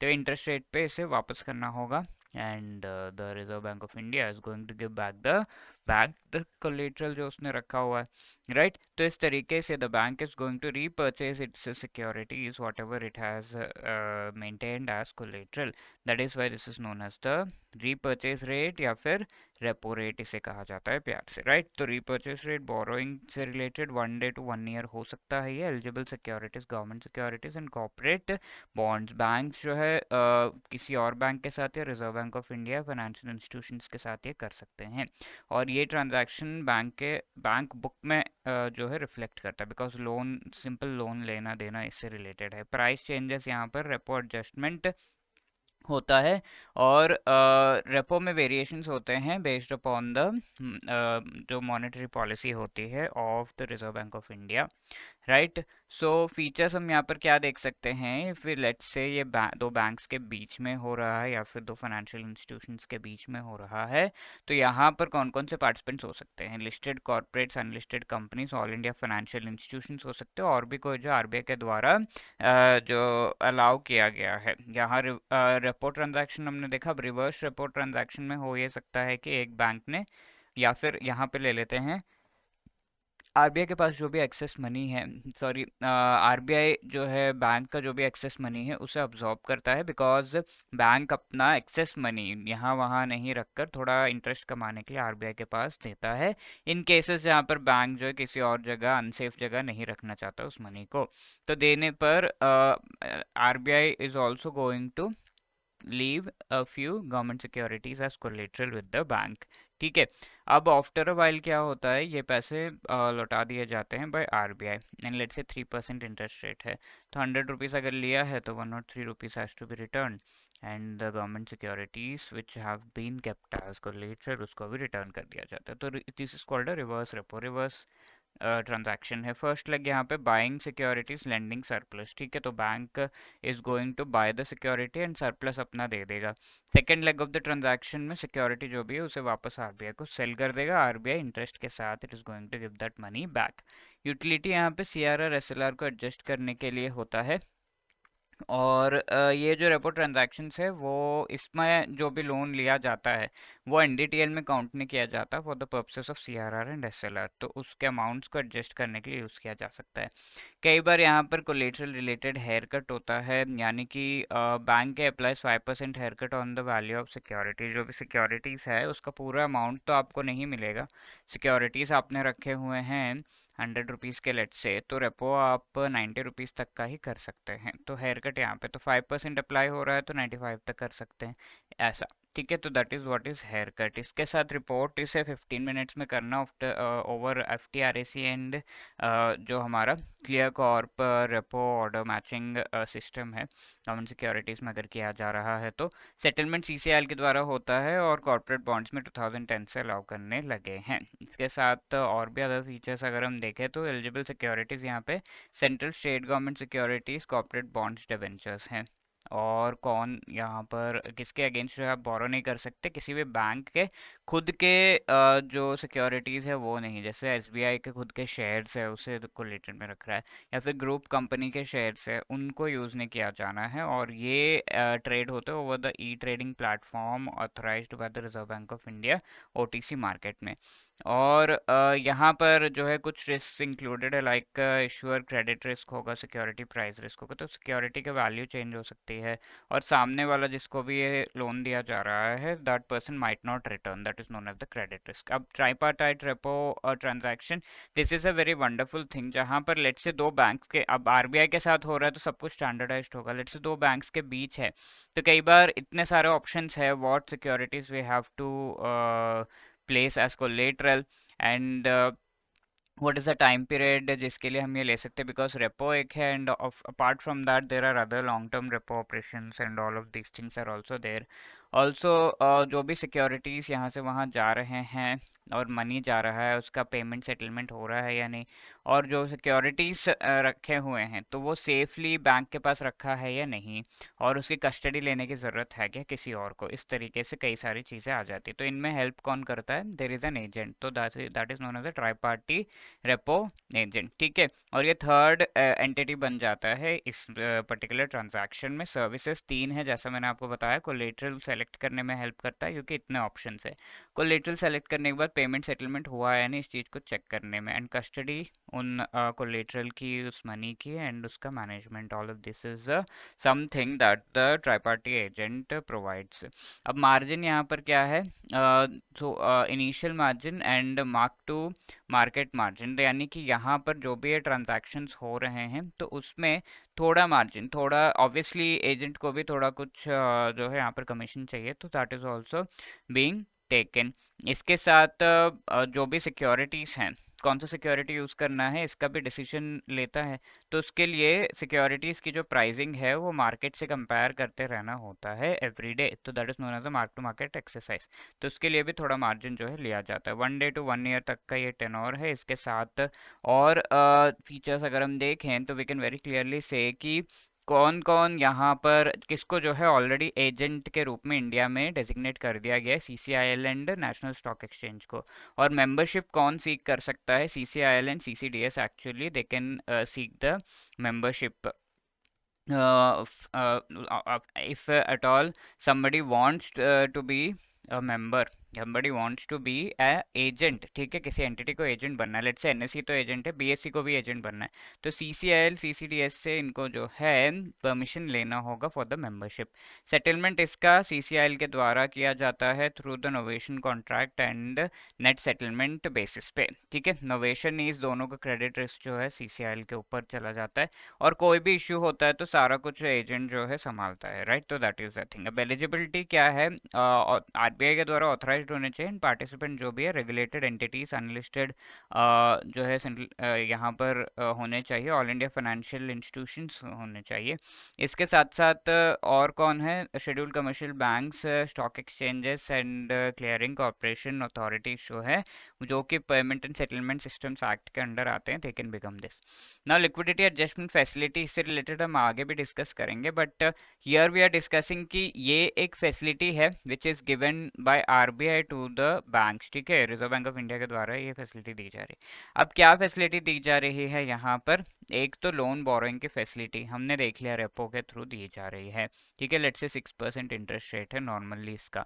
अब लेट्स से इसमें जो लिमिट है, बिकॉज रेपो में आप जितना बोरो कर सकते हो उसमें भी लिमिट है 1 crore let's say, but a bank needs 2 crore at on a particular day. अब आरबीआई के अलावा किसके पास सेफली ये पैसा ले सकते हैं, तो 1 करोड़ तो मिल गया रेपो के थ्रू, और भी 1 करोड़ चाहिए तो you have to go through the way of MSF, marginal standing facility. कुछ नहीं है, बस एक और जो है एवेन्यू है for the bank to borrow, let's say 1 मोर करोड़ इसके थ्रू बाइक बोरो करते हैं। अभी एमएसएफ में होता क्या है, जो भी रेपो रेट का इंटरेस्ट रेट है इससे थोड़ा ज़्यादा होगा, ठीक है, 7%, 6.5, 8% ऐसा। अब लेट्स से बैंक अपना एक्सेस मनी जो है पार्क करना चाहता है in the reserve bank of India, तो रिवर्स रेपो है जहाँ पर कोलेटरल जो है वो गिरवी रखा जाता है by reserve bank of India. But think कि आरबीआई से सेफ क्या हो सकता है, तो वी नो दैट, तो ऐसे कोलेटरल गिरवी रखने की ज़रूरत नहीं है, तो इसको रिप्लेस करके actually one more thing that is standing deposit facility, SDF facility लाएगा, जहाँ पर कोलेटरल को गिरवी रखने की ज़रूरत नहीं होती, राइट। तो इस तरीके से कई सारी चीज़ें और भी कुछ कुछ चीज़ें हैं इसमें, तो that we will learn in the upcoming chapters. But यहाँ पर बेसिकली अगर हम देखें, three things are under the liquidity adjustment facility, that is or we can say repo, then marginal standing facility and standing deposit facility, ठीक है, तो ये तीनों है। तो एमएसएफ यहाँ पे सबसे हाईएस्ट इंटरेस्ट रेट होगा इसका 6.5 का अराउंड, रिवर्स रेपो क्योंकि आरबीआई प्रोवाइड कर रहा है ये फैसिलिटी, तो RBI has to pay the interest rate, तो ये काफ़ी कम रखता है, ठीक है, 4%, 3% ऐसा कुछ होगा, व्हेन दिस इज 6% या फिर उसके आसपास, बट कम रखता है, ठीक है। और मिड में क्या है, रेपो, तो इसी तरीके से मैंने यहाँ पर भी बना रखा है कि highest interest rate than this, ठीक है। अब यहाँ फीचर्स और भी देख ले तो, या आरबीआई शेड्यूल कमर्शियल बैंक्स के बीच का ट्रांजैक्शन एमएसएफ के थ्रू होता है, एंड ये पीनल रेट है, यानी कि एक्स्ट्रा आपको बोरो करना है तो ज़्यादा आपको इंटरेस्ट रेट देना है। मई 9, 2011 में इंट्रोड्यूस किया गया, लिमिट इसकी 2% of net demand and time liability से। कोविड के टाइम पे जो है 3% कर दिया गया था, ठीक है, जितना भी डिमांड एंड टाइम लाइबिलिटीज़ है उसका 2% आप बोरो कर सकते हैं on a daily basis through this repo, and let me tell you all of these three are overnight instruments, ठीक है। रेपो हम जानते हैं लेंडिंग होता है, एंड इसकी timing actually 5:30 to 11:59 PM every working day, तो टाइमिंग्स पूछे जाते हैं एग्जाम में, and this is an important area from where questions are made. अब ये तो 1 डे का हो गया, अब 14 डेज का चाहिए, that two variable rate repo and reverse repo वो भी प्रोवाइड किया जाता है। तो वेरिएबल रेट का मतलब क्या है, यहाँ पर ऑक्शन होगा, ठीक है, यहाँ पर मैंने तो बता दिया कि 6% रेपो है, बट ये आरबीआई बता देता है generally, but some times RBI wants की बहुत ज़्यादा रिक्वायरमेंट है बैंक्स को फंड्स वगैरह की, तो ये इंटरेस्ट रेट इससे ज़्यादा दो मुझे, तभी मैं आपको लोन दूंगा। तो इंटरेस्ट रेट ज़्यादा कितना देंगे आप, हुएवर से 7% या फिर उससे ज़्यादा ऐसा कुछ कहते हैं, तो however RBI thinks is the best bid उसको वो दे देते हैं। एवरी रिपोर्टिंग फ्राइडे ये जो है ऑक्शन होता है, 1 to 13 डेज का वेरिएबल रेपो भी होता है, रिवर्स रेपो ऑक्शंस भी होते हैं, तो ये एज पर आरबीआई, तो this is also part of the repo transactions. SDF में अनकोलेटरलाइज्ड होता है, कोई कोलेटरल नहीं होता है, मिनिमम बिड 1 करोड़ रुपीज़ का यहाँ पर देना है आपको, 5:30 to 11:59 PM ऑल डेज में ये जो है होता है, संडेज हॉलीडेज को भी ये होता है, और reversed on the following day in Mumbai, ठीक है। तो इसके ट्रांजैक्शन जो है रिवर्स हो जाते हैं। 25 बेसिस पॉइंट जनरली रेपो से कम रहता है ये। ई कुबेर जो कि आरबीआई का ऑनलाइन कोर बैंकिंग सॉल्यूशन है वहाँ होता है, एंड ऑटोमेटिकली ये चीज़ें होती हैं। There is one HDF ASISO, that is automated sweep in and sweep out facility, ठीक है।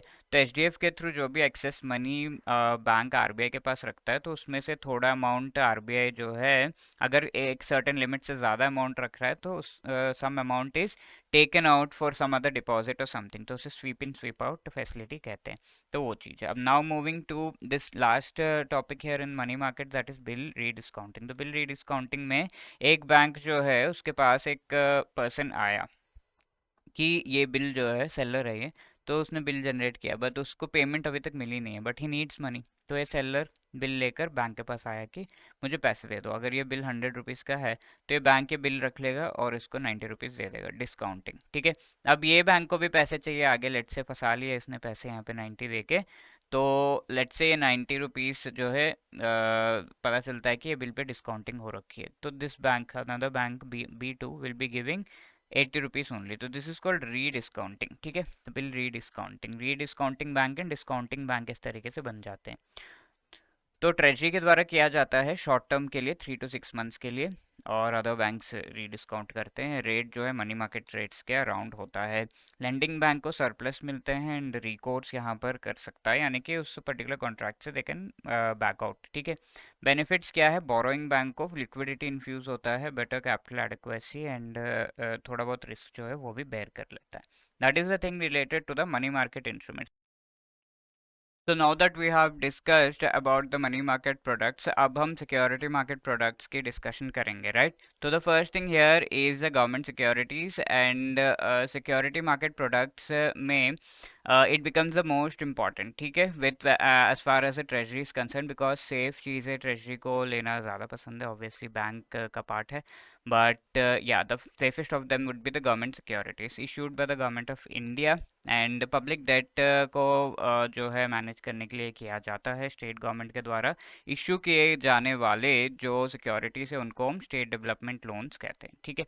अब यहाँ अगर हम देखें, ये सारा कुछ आपको इशू किया जाता है थ्रू द ऑक्शन जो कि आरबीआई कंडक्ट करता है, यानी कि RBI conducts the auctions and price वगैरह फिक्स होते हैं, यील्ड फिक्स होता है इस पे, and on that basis it is done, ठीक है। यील्ड क्या है और यील्ड फिक्स करने का मतलब क्या है आगे हम देते हैं, प्राइस तो चलो, बट यील्ड फिक्स करने का मतलब क्या है, ठीक है। और इस पर फेस वैल्यू पर आपको जो भी है इंटरेस्ट पेमेंट्स होते हैं, लाइक बॉन्ड आपको दिखता कैसा है, you will be having a face value here, and इस पर कोई इंटरेस्ट रेट होगा आपका, ठीक है। Interest rate let's say it is like 6% interest rate ऐसा कुछ है आपको मिल रहा है, देन ऐसे में this will be known as the face value. I hope you have an idea, and this is known as the interest rate on this, and this bond might be sold at a lower cost, ठीक है, इससे कम cost पे शायद ये cell हो रहा है। तो that difference is something that you can say is also adding to your profit, ठीक है।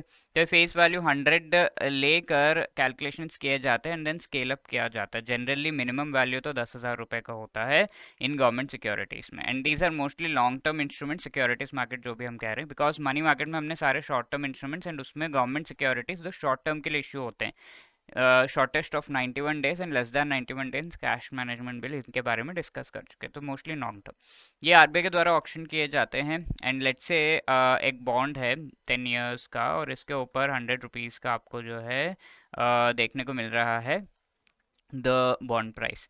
और इसमें अगर हम देखें इसका जो भी 5.85% इसका कूपन रेट है, तो लेट्स से एनुअल कूपन रेट है, एक साल में आपको इतना मिल रहा है, एंड इफ़ वी से यहाँ पर आपका यील्ड कितना होगा, तो कूपन रेट का मतलब क्या है, अगर 100 रुपीज़ है तो एक साल में आपको 5.85 रुपीज़ ये मिलेगा। तो this is the coupon price that you are getting, but ये जो बॉन्ड प्राइस है ये थोड़ा रिड्यूस हो गया, 98.90 इस तरीके से है।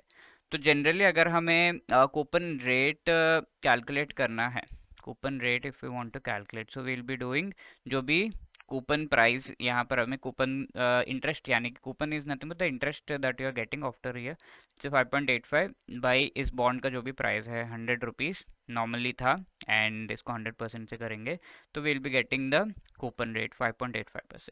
Similarly will be calculating the yield also. Yield is nothing but ये वाला वैल्यू तो सेम है बिकॉज एक साल के बाद हमें इतना ही इंटरेस्ट मिल रहा है, but the price has reduced, so you are getting a bigger amount here. ठीक है, ये कर रहे हैं हम. इंटू 100% अगर हम करेंगे तो 5.9 के आसपास आ रहा है, which in this case the book has equated it to around 6%. ठीक है, तो 6% का यील्ड आपको इस पर्टिकुलर बॉन्ड पे मिल रहा है. यानी कि you are not just benefiting from this interest rate but you are also getting we can say benefit because of the reduction in the bond price. ठीक है, तो यील्ड इस तरीके से, तो एग्जाम में पूछा जाता है यील्ड कैलकुलेट करने के लिए, so you can use this particular formula. Okay, अब गवर्नमेंट ऑफ इंडिया इसको किस किस चीज़ों के लिए यूज़ करता है? डेट को फाइनेंस करने के लिए, अपना डेफिसिट फाइनेंस करने के लिए, because many times government requires some borrowing, तो वो बोरोइंग इस गवर्नमेंट सिक्योरिटीज़ के थ्रू करता है. आरबीआई इसको यूज़ करता है इन्फ्लेशन कंट्रोल करने के लिए. ओके, गवर्नमेंट सिक्योरिटीज़ को जो है अगर मार्केट में इशू किया जा रहा है बाय द आरबीआई, तो ऑब्वियसली लोग उसे खरीदेंगे एंड मनी को जो है सक किया जाएगा एंड इन्फ्लेशन कंट्रोल किया जाएगा. तो इस तरीके से this is one kind of open market operation which is called. ठीक है, ट्रेजरी इन्वेस्ट भी करता है एसएलआर के लेवल्स को. एसएलआर में जो 3 टाइप्स के हमने देखा, cash, gold and government securities are the 3 kinds of assets that are maintained. तो ये गवर्नमेंट सिक्योरिटीज़ के मेंटेनेंस के लिए भी सिक्योरिटीज़ बाय सेल करना होता है and treasury does this thing. और ये एसएलआर का लेवल अगर हम देखें 25 to 40% था इनिशियली जब ये आया था ऑफ द एनडीटीएल, एंड इसे जो है चेंज कर दिया गया और जो लोअर लिमिट है ये हटा दिया गया. तो ये इस वजह से इससे नीचे के अमाउंट, इससे नीचे के परसेंटेज पे भी फिक्स किया जा सकता है. आरबीआई जो है डेट मार्केट को डेवलप करने के लिए भी यूज़ करता है एंड प्रॉफिट कमाने के लिए held to market securities banks के लिए हेल्प करते हैं. यानी कि बैंक्स इन सिक्योरिटीज़ को अपने पास रखते हैं, आगे जाकर जो है फ्यूचर में प्रॉफिट मिलेगा. Obviously you are getting some yield ना, this is the profit that you are getting. और आरबीआई डेट मार्केट को डेवलप करने से रिलेटेड इनको जो है इशू करता है, लाइक 1 to 40 ईयर्स के मेच्योरिटी के ये आपके बॉन्ड्स हो सकते हैं. डिफरेंट काइंड्स के होते हैं. स्टेप अप कूपन्स, यानी कि लेट्स से इनिशियली 6 मिल रहा है बट देन आगे जाके आपको और ज़्यादा 5.85 है बट आगे जाके 9% इंटरेस्ट रेट, स्टेप अप कहा जाता है इन्हें. इन्फ्लेशन इंडेक्स, यानी कि इन्फ्लेशन से लिंक्ड होगा, अगर हमारे मार्केट में इन्फ्लेशन ज़्यादा हो रहा है तो बॉन्ड यील्ड भी, आपको बॉन्ड का जो कूपन रेट है वो भी इंक्रीज़ होगा अकॉर्डिंगली. फ्लोटिंग रेट है जहाँ पर ये जो यील्ड है, सॉरी ये कूपन रेट जो है that might be related to let's say repo rate plus something, इस तरीके से फ्लोटिंग हो सकता है ये. और कई बार हम पूरा का पूरा बॉन्ड जो है बैंक्स बेच देते हैं, या फिर कई बार इसके जो फाइनेंशियल फ्लोस है, कैश फ्लोस है, उनको बेच देते हैं. लाइक यहाँ पर 100 रुपीज़ जो आएगा I will give it to you, ये ऐसा कुछ कर लिया कॉन्ट्रैक्ट. ये जो इंटरेस्ट आ रहा है ये किसी और को दे रहे हैं, ऐसा कॉन्ट्रैक्ट कर लिया. तो ऐसे कॉन्ट्रैक्ट्स भी किए जा सकते हैं just like the forward contracts and all. ठीक है, इसे separate trading of registered interest in principal securities कहा जाता है. Now there is other thing called the corporate debt paper which is nothing but the corporate bond, और ये medium to long term के हो सकते हैं. बॉन्ड्स या डिबेंचर्स हो सकते हैं. डिफरेंस हम आगे के स्लाइड्स में देखेंगे. टायर टू कैपिटल जो बॉन्ड्स है उसमें भी ये हेल्प कर सकते हैं. तो कैपिटल, बासिल कैपिटल रिलेटेड हमने डिस्कशन किया था. टायर टू कैपिटल में कॉर्पोरेट बॉन्ड्स इंक्लूड किया जा सकता है बासिल 3 के नॉर्म्स के हिसाब से. Corporates and financial institutions issue करते हैं, हायर यील्ड प्रोवाइड करता है बिकॉज थोड़ा लेस सेफ है तो हायर यील्ड. ठीक है, रिस्क ज़्यादा है तो हायर यील्ड आपको मिलेगा. डीमैट फॉर्मेट में है. एक्टिव मार्केट में काफ़ी ज़्यादा ट्रेड होते हैं ये. सेबी रजिस्टर्ड जो हमारे credit rating agencies like CRISIL, ICRA, CARE, Fitch, Acuite, Infomerics, ये सब इन कॉर्पोरेट डेट, कॉर्पोरेट बॉन्ड्स को एक्चुअली क्रेडिट रेटिंग प्रोवाइड करते हैं. इवन ग्लोबल जो रेटिंग इंस्टीट्यूशंस है वो भी प्रोवाइड करते हैं. FCNR deposit funds, foreign currency surplus वगैरह से रिलेटेड जो इंस्ट्रूमेंट्स इशू किए गए हैं उन पर फॉरेन जो क्रेडिट रेटिंग एजेंसी से they can provide there inputs of the credit rating. ठीक है, तो दीज आर द थिंग. तो यहाँ पे पूछा गया if A government security price is 100 rupees with N interest rate of 5.85%, selling at 98.90 yields and interest of. तो जो भी इसका 5.85 एनुअल मानकर ही हम चलेंगे तो 5.85 रुपीज़ आपको मिल रहा है एंड ये सेल कितने में हो रहा है 98.90. ठीक है। तो this is the price that you are paying, this is the amount that you are getting. तो कितना यहाँ पर इंटरेस्ट आपको मिल रहा है इंटू 100% अगर हम करेंगे, then we will be getting the answer at around 5.9 which we have already seen, और ये हम 6% को इक्वेट कर सकते हैं। तो the correct answer will be A. तो we have discussed whole lot of things forex market related, money market related, security products में यहाँ तक हम डिस्कस कर चुके हैं डेट मार्केट। तो last few like debt, debentures, bonds, equities, ये इनके discussion and domestic and global markets, इनमें किस तरीके से ट्रेजरी जो है इन्वॉल्व होता है उसकी डिस्कशन इज लेफ्ट आउट। ठीक है। तो let us talk about the debentures and bonds. ये दोनों ही बॉन्ड्स की डिस्कशन हम गवर्नमेंट सिक्योरिटीज के बारे में बात करते हुए कर चुके थे, government securities and corporate bonds की। तो bonds are generally going to have a face value, they are having a coupon rate और इनका bond price है, एंड इसके वजह से yield जो है हमें देखने को मिलता है। Okay, so these are the features. अब डिबेंचर्स क्या है? Debentures are just like bonds, ठीक है, बॉन्ड्स के जैसे ही होते हैं, बट जनरली द मीनिंग जो है दोनों का डिफरेंट डिफरेंट है based upon the situation and various other things. तो लेट्स सी। तो डेट इंस्ट्रूमेंट्स है, ये तो हमें पता है, विथ और विदाउट सिक्योरिटी हो सकते हैं, यानी कि मोस्टली डिबेंचर्स के साथ में एक सिक्योरिटी भी अवेलेबल होता है। लेट से पेमेंट नहीं किया तो क्या कोलेट्रल इसके साथ अटैच्ड होगा या फिर कुछ होगा, कुछ ना कुछ अटैच्ड होगा।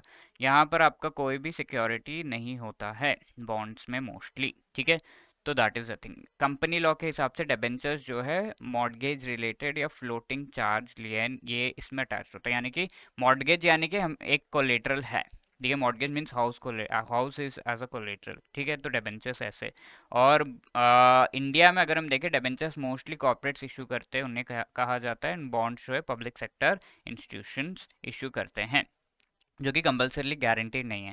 डोमेस्टिक मार्केट में debentures are nothing but company law and transferable only by registration, convertible जो है होते हैं debentures. You can convert it many a times into equity या फिर सम अदर इंस्ट्रूमेंट। बॉन्ड्स जो है नेगोशिएबल इंस्ट्रूमेंट्स है, लॉ ऑफ कॉन्ट्रैक्ट्स, और ये नॉन कन्वर्टेबल होते हैं mostly. If they are mentioned like equities में कन्वर्ट नहीं कर सकते तो वो नॉन कन्वर्टेबल होंगे। बॉन्ड के डिफरेंट डिफरेंट स्ट्रक्चर्स होते हैं, लाइक कॉल पुट ऑप्शंस आपको मिलते हैं बॉन्ड के साथ। लेट्स से बॉन्ड जो है 5 years मेच्योरिटी का है, but you want to come out of it in 3 years only, so इसके साथ एक ऑप्शन भी अवेलेबल होगा कि you can come out after 3 years। अगर आपको लग रहा है कि प्रॉफिट नहीं हो रहा है बॉन्ड में तो बाहर आ जाओ, तो ये ऑप्शन सेफ्टी प्रोवाइड करता है। तो इस तरीके से if option is there the bond becomes much more attractive. Obviously option के लिए एक्स्ट्रा प्राइस पे करते हैं वो, तो इस तरीके से हो सकता है। जीरो कूपन हो सकता है, लाइक यहाँ पे कोई इंटरेस्ट अमाउंट ही नहीं है, ओनली 100 है, और ये जो है आप बाई कर रहे हैं 50 रुपीज़ पे, so getting 50 rupees straight away profit, no coupon, ठीक है।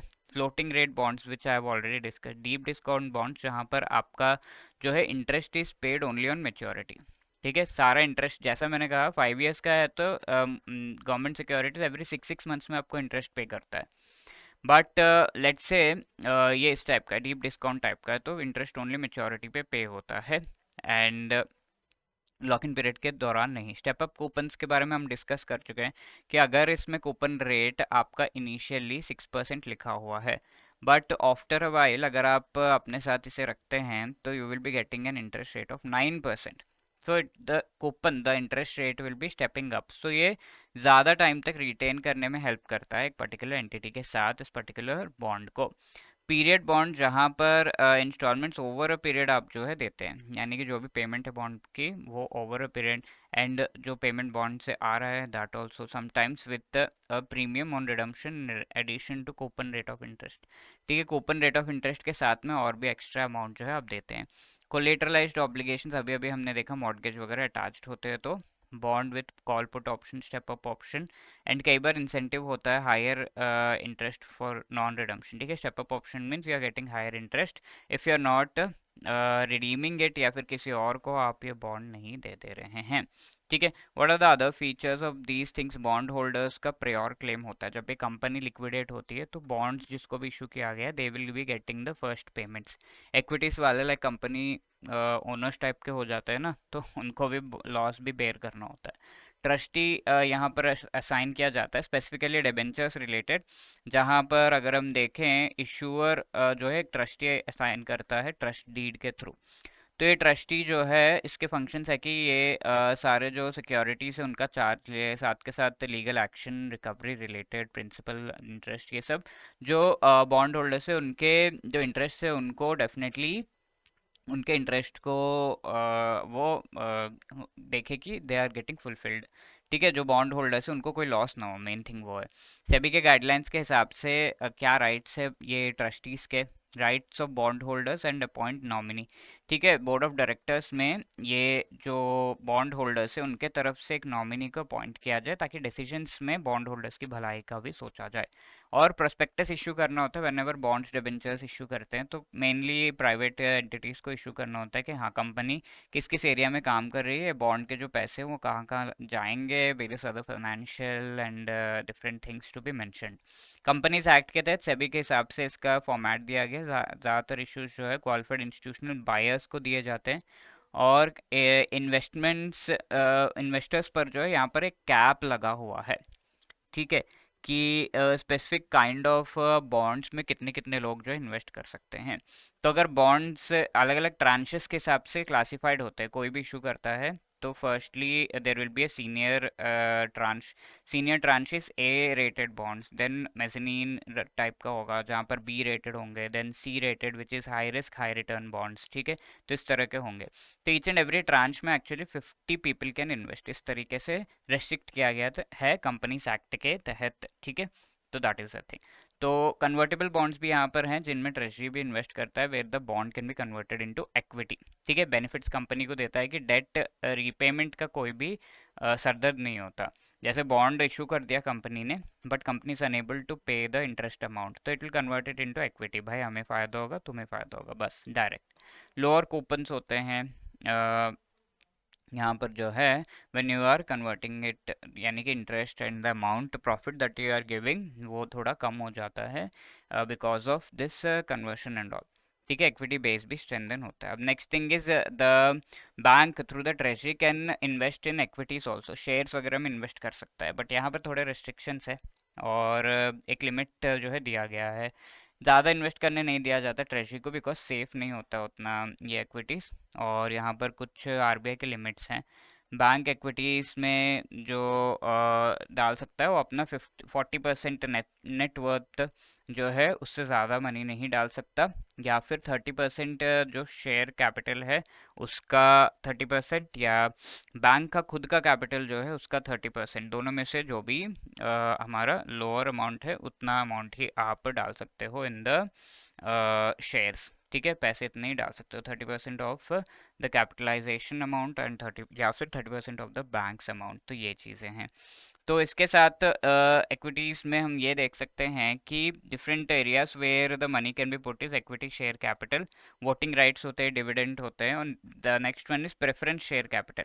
कि ये प्रेफरेंस शेयर्स आर वेयर आपको जो है प्रेफरेंस मिल रहा है। प्रेफरेंस मिलने का मतलब आपने शेयर होल्ड किया, और शेयर जनरली क्या है, कंपनी को प्रॉफिट होगा तो आपको होगा, वरना कुछ नहीं। ठीक है, बट प्रेफरेंस शेयर्स में you are definitely getting some money. ठीक है, डेफिनेटली आपको compulsory fixed interest fixed income जो है वो हो रहा है। लाइक ये प्रॉमिस हो जाएगा कि every month I will be giving you 100 rupees 100 rupees ऐसे करके। ठीक है, तो इसीलिए इसमें डिफरेंट टाइप्स है, like cumulative, non cumulative. Non cumulative इस किसी मंथ छूट गया तो छूट गया, क्यूमुलेटिव इस किसी मंथ छूट गया तो वो ऐड होता जाएगा, 100 + 100 200 यहाँ पे। अब यहाँ पे 100 देना है, ये नहीं दिया तो 100 + 100 + 100 300 आपको पे करना है इन द थर्ड मंथ, इस तरीके से। अब नॉन कन्वर्टेबल अब ये क्यूमुलेटिव कन्वर्टेबल भी होते हैं, यानी कि वेन एवर यू वांट कि ये जो है बहुत बड़ा बर्डन बनता जा रहा है, कन्वर्ट कर दो इसको नॉर्मल इक्विटी में। ठीक है, शेयर्स में दैट। एंड कई बार पार्टिसिपेटिंग होते हैं जहां पर आपको इक्विटी पे लेट से 100 रुपीज़ डिविडेंड मिल रहा है, बट पार्टिसिपेटिंग इक्विटी में 10 रुपीज़ एक्स्ट्रा मिल रही है। 10 रुपीज़ क्या है, कंपनी बहुत खुश है, बोनस टाइप का जो है डिविडेंड एक्स्ट्रा दे रही है, that is the thing.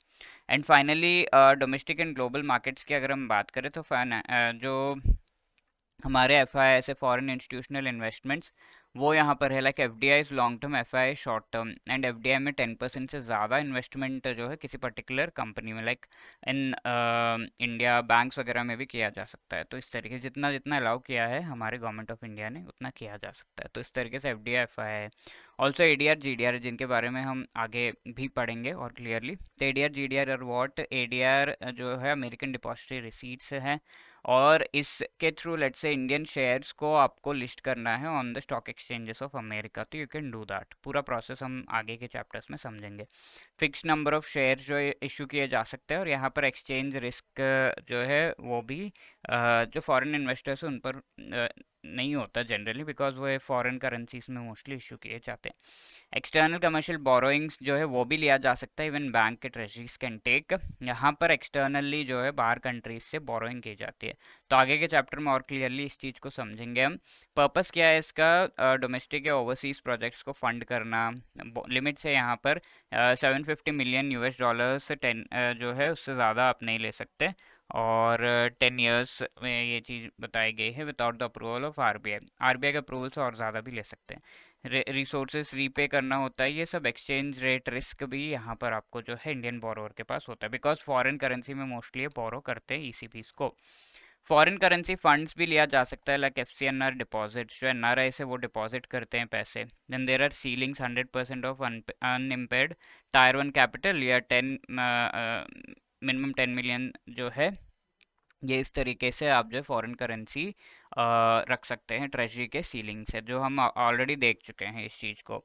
Facilities क्या प्रोवाइड होते हैं एक्सपोर्टर्स को, यहाँ पर exporters to hold foreign currency and exchange earners foreign currency account, EFC में जो है एक्सपोर्टर्स अपने पैसे रख सकते हैं जो भी प्रॉफिट उन्हें हो रहा है। बैंक जो है pre shipment post shipment finance वगैरह प्रोवाइड कर सकता है। Then there is overseas direct investment, तो ये इन जनरल बताया जा रहा है ऑब्वियसली, एंड इसमें बैंक्स का लिंकेज कर दिया जा रहा है कि ये कैसे हेल्प कर सकते हैं एक्सपोर्टर्स को।